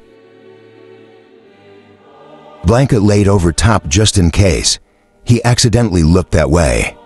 Only now did he welcome the memories. The pain they caused worked much the same way as keeping track of time had in Manand, much the same as biting a finger or squeezing his fist, until the fingernails dug half moons into his palm. They distracted him from thoughts of loss. Far more fresh, far more crippling. More than a decade had passed since the first officer of the Black Diamond had betrayed him, since he had tragically killed Jade, and as a result was sent to Manzant prison by his best friend. Manzant was a dwarven constructed prison and salt mine. He could still remember the dark rock with streaks of white and fossils of shellfish. The walls were shored up with timber. Dwarves never used wood. Men added that years later as they carved deeper, hauling the chunks of rock, salt out to the elevator in baskets. It was easy to tell the man-made sections from the dwarven by the height of the ceiling. Those being punished worked on the dwarven tunnels, and Royce often found himself there. He recalls the constant clink of pick on stone and the heat of the fires boiling the brine out of underwater lakes. Huge pans bubbling and hissing filled the stale air with steam. If he closed his eyes, he could see the line of Bucket Man and the walkers chained by their necks to the huge wheel powering the pump. He could also see men driven to exhaustion until they collapsed into the furnace pit. Water was plentiful, so it was available to those who worked. But Ambrose Moore, the owner of the prison mine, didn't waste his profits on food. They were lucky to receive a single small meal a day, usually the spoiled remnants of what a crew of indentured sailors refused to eat. This was just one of many deals Ambrose arranged to minimize operation costs. Royce would fall asleep to dreams of killing Ambrose, and the thoughts lingered throughout the day. In the 2.5 years he spent in Manand, he killed Ambrose 537 times. No two alike. He killed many people in Manand, and not all of them were imaginary. He never thought of them as people. They were all animals, monsters. Whatever humanity a man had possessed going in was leached out by the salt, pain, and despair. They all fought for rotten food, a place to sleep, a cup of water. He learned how to sleep light, and how to appear like he was sleeping when he was not. Never seeing daylight, never breathing fresh air, and being worked to exhaustion each day and beaten for mere recreation. That killed many and driven others insane. Perwa Manzan was only part of his prison. The latest incarnation, the real walls had been building up, brick by brick for years. Escaping Manzant was impossible, but it was ultimately easier than escaping the prison of his own making. Nim had started them on the path, and later Arcadius and Hadrian had guided his way. But it was Gwen who had finally unlocked the cell door. She shoved it open and stood just outside, calling, assuring him it was safe. He could smell the fresh air and see the brilliance of the sun. It was almost through, almost out, almost. The whispering came from the other pool. He thought everyone was asleep. They traveled a long distance that day, over hard terrain. No one had called for him to stop, but he had seen them stumbling, all except the dwarf. The little rat never seemed to tire, but continued to scurry, and more than once Royce had spotted a little smile behind the mustache and remains of his beard. It almost killed Magnus. That first night they had spent at the Laughing Gnome, the thought had danced teasingly on his mind. That was before Myron came back from dinner and got all chatty. Royce wouldn't admit it to anyone, But the dwarf was useful and, unsurprisingly, good behavior, which showed even more good sense. More than that, he discovered he no longer had the desire. Like everything else, the dwarf's crime had been made trivial by Gwen's death. Both love and hate were banished from him. He was a desert dry of all passion. Mostly he was tired. He had one last job to do, and he would do it not for the Empire, not even for Hadrian. This was for Gwen.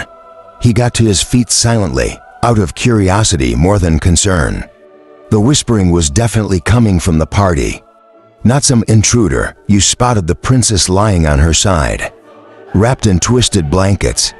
She was jerking and thrusting again, a creepy robe, glowing different colors, fading out and lighting up. He had no idea if the robe was causing her to dream so violently, or if her dreams sparked the robe's response. He didn't see how it was any of his business, and moved on. At first, he thought it might be Magnus and Gaunt whispering. He frequently spied them, traveling together and talking. When the rest were too far to hear, drawing closer, he discovered the source. It was Eldon. He could see the huge, reclined form up on one elbow under the blanket. His conspirator was on the far side and blocked from view. Wyatt lay a short distance away.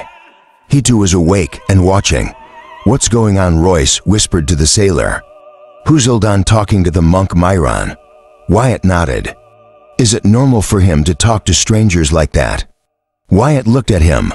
"And he's talked more to that little monk in the last 3 days than he has to me in the last decade. They were doing this last night too, and I swear I heard Eldon crying. I once watched while a ship surgeon put a red hot poker to a wound on his thigh. Eldon didn't make a sound.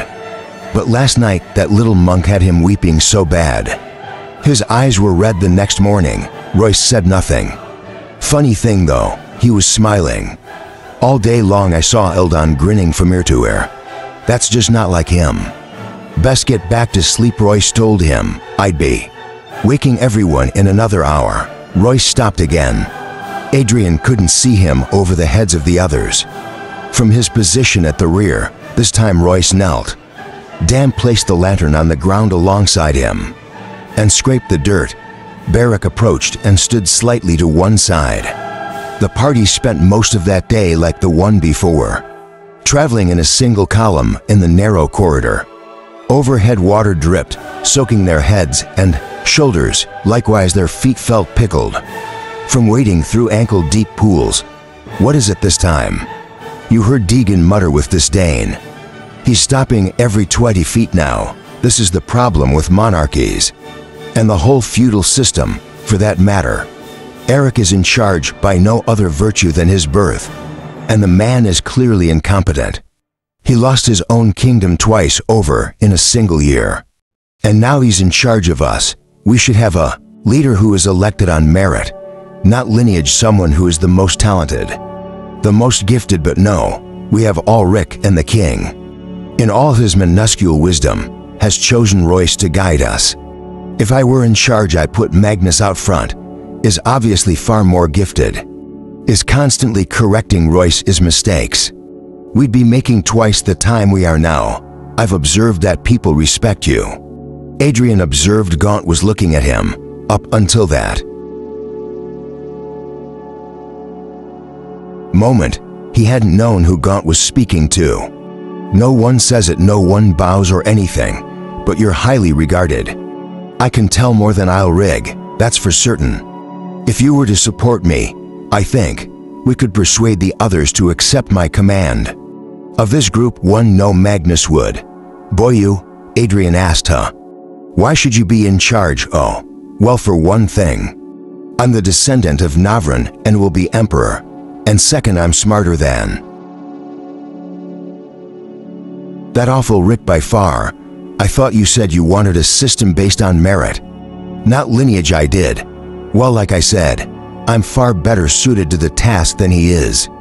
Besides, why else am I here if not to lead Oryx LED men into battle? And when I say lead, I mean it." He personally charged the gates of Medford under a hail of arrows ahead of everyone, even his bodyguards.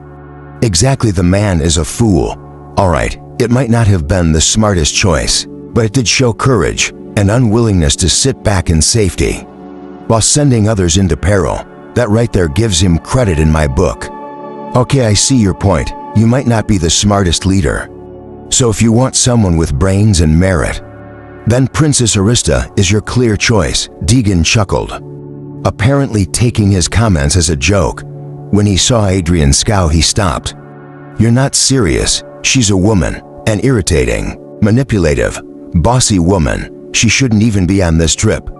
She's got all Rick wrapped around her finger, and it'll get us all killed. Did you know she tried to free me from that dungeon?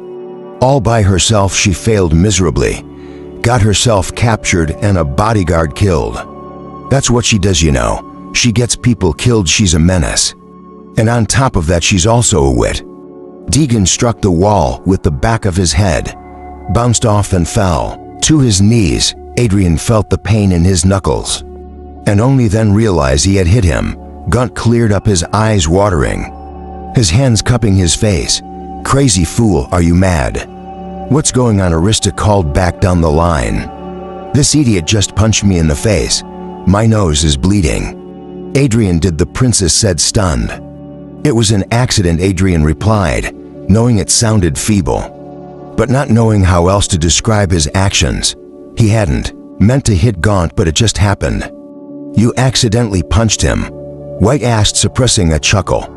I'm not sure you have a full understanding of our bodyguard thing, Adrian Royce called what he shouted back, irritated that even Royce was going to join in this embarrassing moment. Come up here. I need you to look at something. Deegan was still on his knees in a pool of water. I'm sorry about that. Get away from me. Adrian moved up the line as Wyatt, Eldon, and Myron pressed themselves against the walls to let him pass, each one looking at him curiously. What did he do? Arista whispered as he reached her. Nothing really. Her eyebrows rose. You punched him for no reason. Well, no. But it's complicated. I'm not even sure I understand it. It was sort of like a reflex. I guess a reflex, she said. I told him I was sorry. Anytime today it would be nice, Royce said.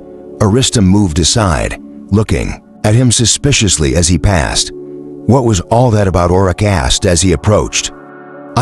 I punched Gon in the face. Good for you, Oric told him. By the time someone did, Marvin said. I'm just sorry you beat me to it. What do you make of this? Royce asked, still on his knees, and pointing to something on the ground alongside his lantern. Adrian bent down. It was a leather string with a series of stone beads, feathers, and what looked like chicken bones threaded through it. It's a Trajan ankle bracelet, he told them, worn for luck by warriors of the ankle. Tribe of the Gazelle. The ends aren't torn, Ray said. But look how they're bent and twisted. I think it just came untied, and it's partially buried under the dirt.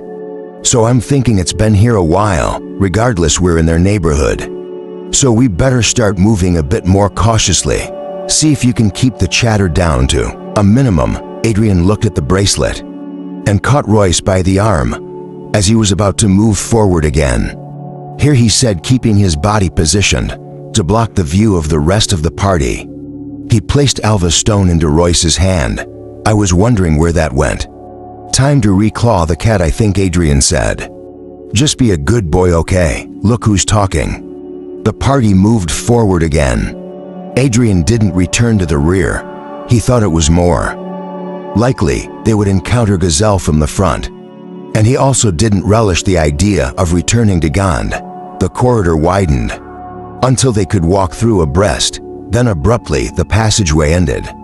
It stopped in a small room with a far side, narrowed to no more than a crack. In the center was nothing more than a sizable pile of rocks.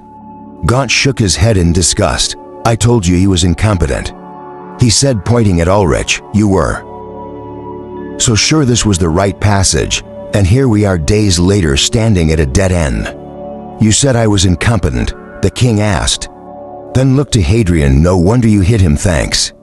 What about us? Don't ask. How many days of food do we have? How much time have we wasted? We've been down here, what, 3 days now, and it took us to days from a question. That's 5 days at 5 days to get back.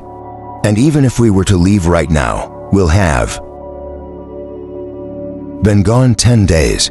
How long do you think we have until the elves reach? Quest of 2 weeks. We blow most of that time just retracing our steps. I did not hear you suggesting a different choice. Arista said all Rick picked as best he could, and I don't think anyone here could have chosen any better. How surprising, his sister defending him. Marvin moved toward Gaunt and drew his blade. The sword picked up the light from the lanterns on its mirrored surface and flashed as Marvin raised the point to Gaunt's neck. I warned you before. Do not utter a word of my king without respect in my presence. Marvin's stop restored. I'm not going to kill him. You shorter, I just carved my initials in his face. All Rick. She turned to her brother. Tell him to stop. I'm not certain I should see. This is the oppression I spoke of. Gaunt shouted the evils of hereditary authority. Somebody shut him up, Royce. Snapped. Marvin. Adrian said what Marvin looked at him confused. You punched him, yeah? Well, that was then. Lower your blade, Marvin. Ulrich said, relenting. My honor can wait until we're through this. More than she's at his weapon and gone. Pushed himself away from the wall, breathing heavily. Threatening me doesn't change the situation. We are still at a dead end. And it's not a dead end, Magnus stated.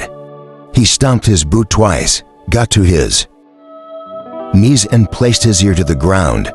Then he looked up and stared menacingly at the pile of rocks. He got back to his feet and began throwing the rocks aside. Beneath were several pieces of wood planking, and below them a hole that was hidden on purpose. White said, "This doesn't mean we're in the right passage." God argued, I don't remember the monk ever saying anything about going in a hole. There's no way to tell this is the right way, it is. Myron replied. Gaunt turned on the little monk. Oh, so you're keeping information from us? Is that it, or are you merely incompetent? And just forgot to tell us about this part of the journal? No, he said meekly. There's nothing in the journal about this. Then surely you are more pious than I thought. For Mayor Ball himself must be giving you information. He keeps from the rest of us, maybe, Myron replied. All I know is that's Edmund Hall's mark, he pointed. See, they're carved into the stone.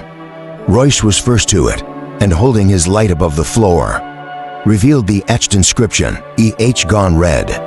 How do we know that stands for Edmund Hall, you think?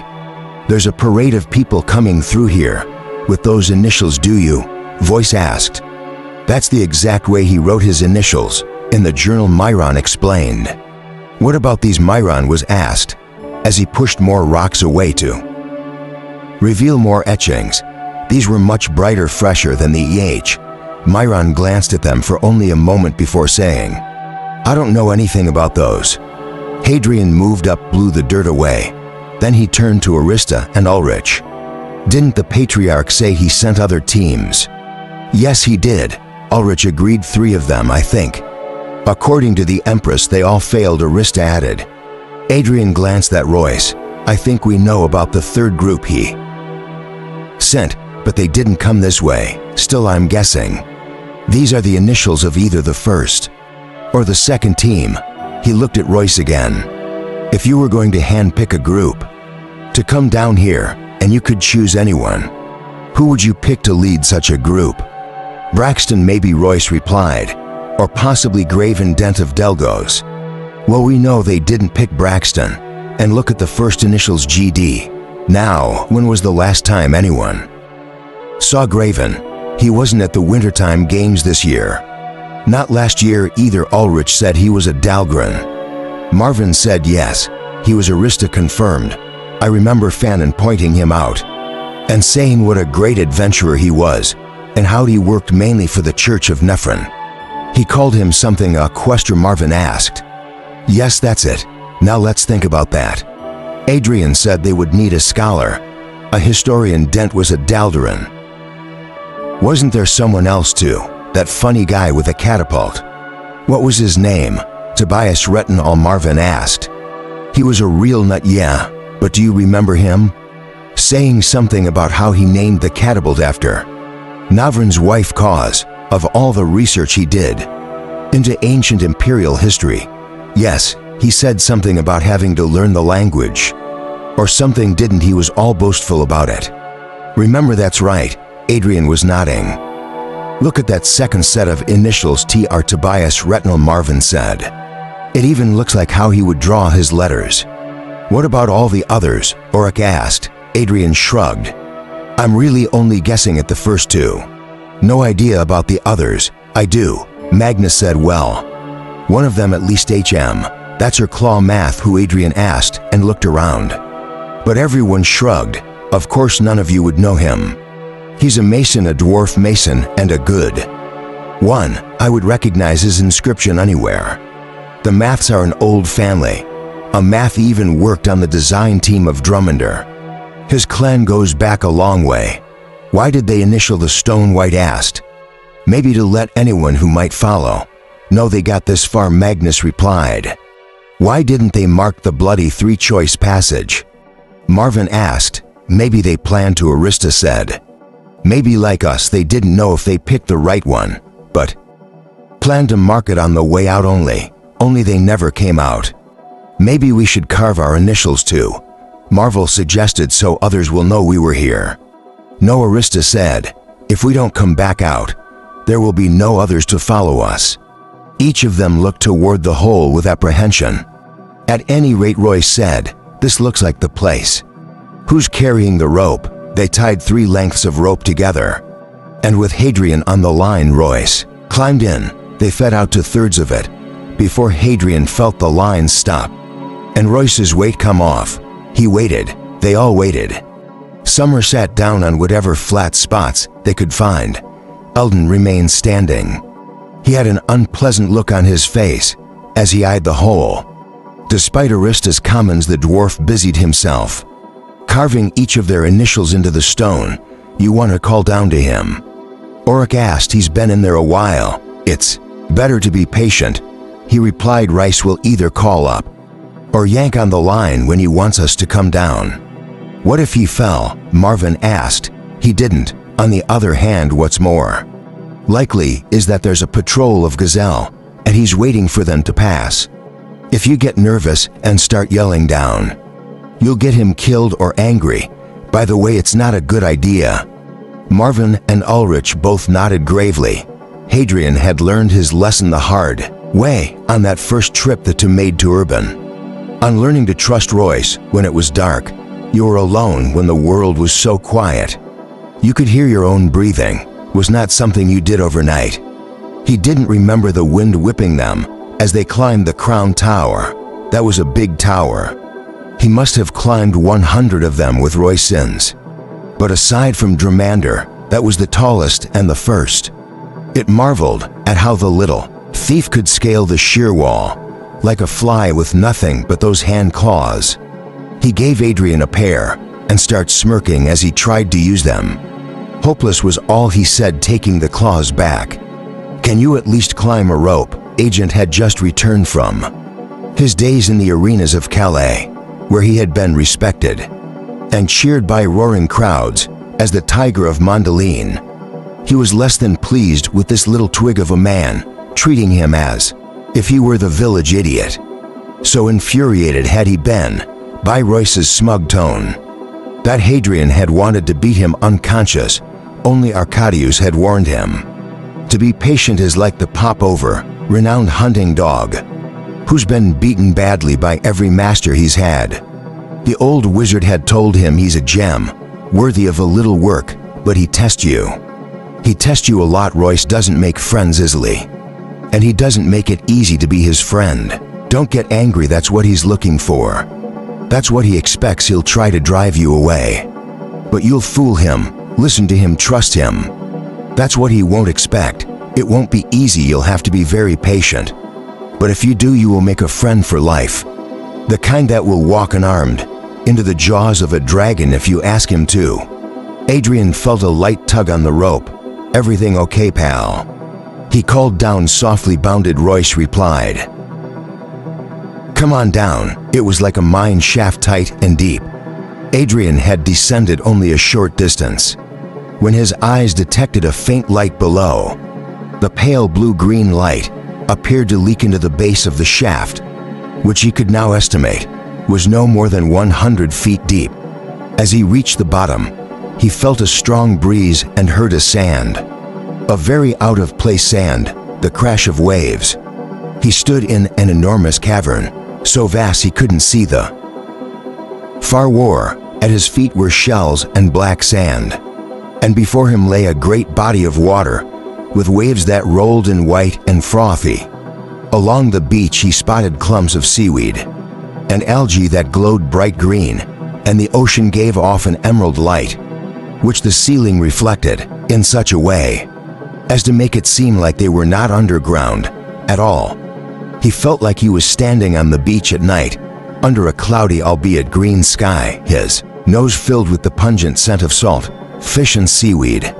To the right lay nothing but endless water, but straight out, just visible at the horizon with structures, the outlines of buildings, pillars, towers, and walls. Across the sea lay the city of Presiploquas. Roy stood on the shore staring across the water, and glanced over his shoulder when Hadrian touched Don. "Not something you see every day, is it?" "Wow," he replied. It didn't take long before all of them stood on the black sand, gazing out at the sea and the city beyond. Myron looked as if he were in shock.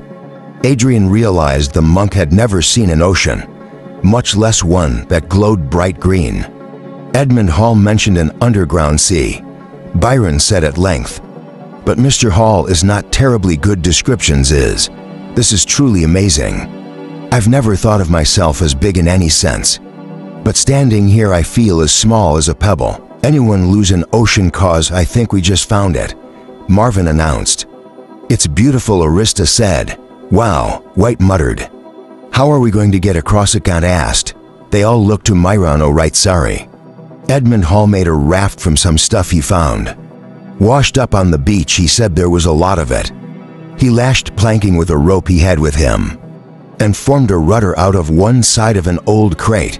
His sail was a patchwork of sewn bags, his mast a tall log of driftwood.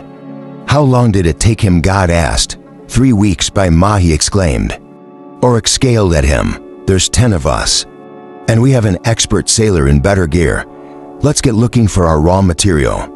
They all spread out like a group of beachcombers, looking for shells and starfish, and a lovely summer's day. There was a good deal of debris on the shore. Old bottles and broken crates, poles and nets, all amazingly well preserved after having been down there for 1,000 years. Adrian picked up a jug with writing on one side. He carefully turned it over, realizing he was holding an artifact that, by its mere age, was profoundly valuable. He didn't expect to be able to read it. Everything from the ancient empire of Persepolis would be an old speech. He looked at the markings and were stunned to find he could understand them. Briggs Rum Distillery, Dagestan, Calais. He blinked. "Where's Myron?" It wasn't so much the question as the voice that pulled Hedron's attention away from the jug. Eldon had spoken. The big man stood like a wave break on the sand, his head twisting around, searching. "I don't see him." Adrian glanced up and down the beach. Eldon was right. The monk was gone. "I'll find him," Roy said, annoyed, and trotted off. Eldon White called, "Can you give me a hand here?" he said, trying to pull up immense weathered plank, mostly buried in the sand. "We can use this as the key, I think." Ulrich and Marvin were dragging over what looked like the side of a wooden crate. "There's another side of this back there, among those rocks," the king informed Wad. "That's great, but right now, can the two of you help us dig this beam at?" Gond bonded the beach half-heartedly, kicking over rocks, as if he might find a mask hiding under one. Magnus noticeably avoided the water, sticking to the high beach area, and glancing over his shoulder at the waves, as if they were barking dogs. He needed to constantly assure himself were chained. Arista came running down to where the Fur dug the beam. "Out of the sand, I found a huge piece of canvas," she said, and did a little dance. Adrian observed her feet were bare. She held her shoes in her hands, swinging them by the heels, a robe swaying as he looked at her. Just then she could have been any number of girls he had known from taverns or small towns, not a princess at all. "Don't you like my celebratory dance?" she asked him. "Is that what that is?" She rolled her eyes. "Come on and help me get the canvas. It'll make the perfect sail." She ran back down the beach and Adrian followed. She stopped and, bending down, pulled on the corner of a buried piece of canvas. "We'll have to dig it out, but I bet it's big, I think." She stopped when she spotted Royce and Myron walking toward them. "There you are," Adrian said in the reprimanding tone. "You had Eldon buried, young man." "I saw Crab," Myron said, embarrassed. "They have these huge claws and run sideways. They scurry very fast like big spiders. I chased him down the beach, but he disappeared into a hole before I could get a good luck." "Have you ever seen a crab?" "Yes, Myron. I've seen crabs before." "Oh, so you know how fascinating they are." "I was literally carried away." "Well, but literally. I mean, I wasn't actually carried by the crab. Lord is more accurate." "Royce, look at the canvas I found," Arista said, repeating a little dance for him. "Very nice," the thief replied. "You don't seem suitably impressed." "It's going to be our sail," she told him proudly. "Maybe we should have a contest for the person who finds the best part of the raft." She followed this with a greedy grin. "We could do that," Royce nodded, "but I don't think you'll win." "No, did you find something better?" Myron did. "Better than the crab?" Adrian asked. "You could say that." Royce motioned for them to follow. They walked around an arm of the cliff wall that jutted into the sea, causing them all to wade up to their ankles for a short bit. On the far side, resting on the sand about a half-mile down the beach, was a small single-mast boat that listed off the keel. Its pair of black sails dangled from the yards, feebly flapping in the sea breeze. "By Mar," Adrian and Arista said together. A loose board on the boat's deck creaked under Hadrian's weight, and Royce stared menacingly at him. 12 years they had worked together, and still Royce didn't seem capable of understanding that Hadrian couldn't float. The problem was that Royce apparently could. He made it look so easy. Adrian walked like the character of a thief on his toes, his arms out for balance, wavering up and down as if you were on a tightrope. Royce walked as casually as if you were sauntering down the city street. They communicated as they always did on the job, with facial expressions and hand gestures. Royce had learned sign language as part of his guild training, but it never bothered teaching Hadrian more than a few signals. Royce was always able to communicate what he needed by pointing, counting with his fingers, or making simple, obvious signs, like scissoring his fingers across his level palm. Imitating legs walking on a floor expressed most of his silent dialogue. The way he was now, through rolled eyes, glares, and the pitiable shaking of his head. Given how irritated he so often looked, it was a mystery why he put up with Adrian. After the first trip to the Crown Tower, both were convinced Arcadius was insane in pairing them. Royce hated him, and the feeling was mutual. Just as Royce recently confirmed, the only reason they had gone back together was out of spite. Their shared dislike compelled them. Royce wanted to see Adrian give up or die, and Adrian refused to give him the satisfaction of either. Of course, what ended up happening was something neither of them expected. They were caught. Royce held a hand out, palm up, and Adrian stopped moving, freezing in place as if he were playing a kid's game. He could see Royce tilting his head like a dog, trying to listen. He shook his head and motioned for him to follow again. The two had left the rest of the party on the beach, safely back near where Arista had found the canvas. As they scattered the ship, it looked abandoned, but Royce refused to take chances. What they found on deck only further suggested it was deserted. The wood was rough and weathering badly, paint was peeling, and crabs scurried about as if they had lived there for some time. The bow plaque indicated the name Harbinger. Still, one last mystery needed investigation. The little ship was tiny compared to the Emerald Storm, just immense enough to support a below-deck cabin. And they needed to see what was inside. The door lay closed, and Royce inched up on it as if it were a viper, ready to strike. When he reached the cabin, he glanced back at Hadrian, who drew his swords. Royce carefully twisted the latch.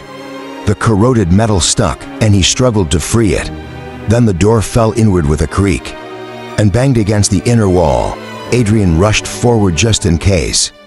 He fully expected the cabin to be empty, but to his surprise, the faints. Light falling through the doorway revealed a man. He lay on a small bed within the small cabin. He was dead, his face rotted, the eyes and lips gone, and most of the flesh eaten. Perhaps by the crabs. Adrian guessed the man had died not too long ago. Less than a year, certainly. Perhaps only 6 months. He wore sailor's clothes, and around his neck was a white kerchief. Adrian whispered, "My God, is that?"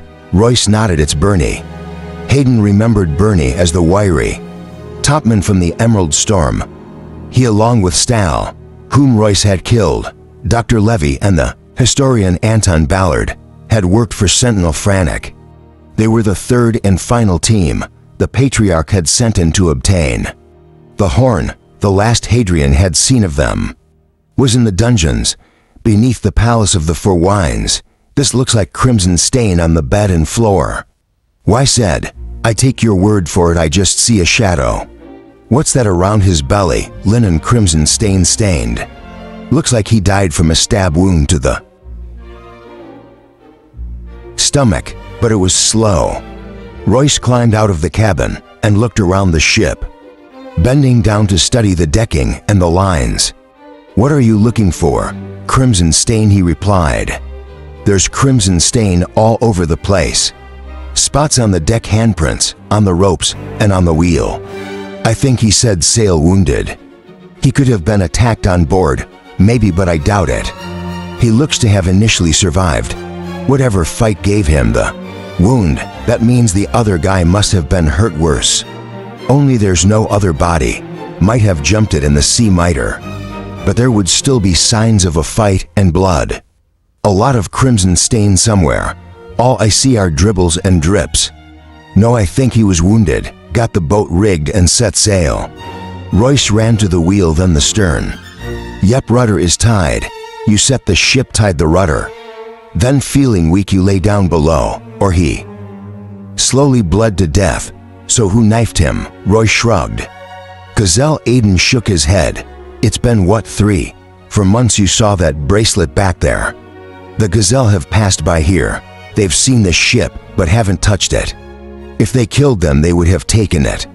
No, Tranich had a deal with the Gazelle. Remember, he said something about a guide and safe passage. So America, the Patriarch, managed to cut a deal with the Gazelle, letting them come in here. Seems to be the case." Adrian waved to the others and dropped a rope ladder over the side. "All safe and sound, I trust?" Auric asked. "Coming aboard safe," Adrian said. "As for sound, I defer to our resident expert in the ways of seafaring." Wyatt stood in the middle of the ship and slammed his feet down on the wood of the deck.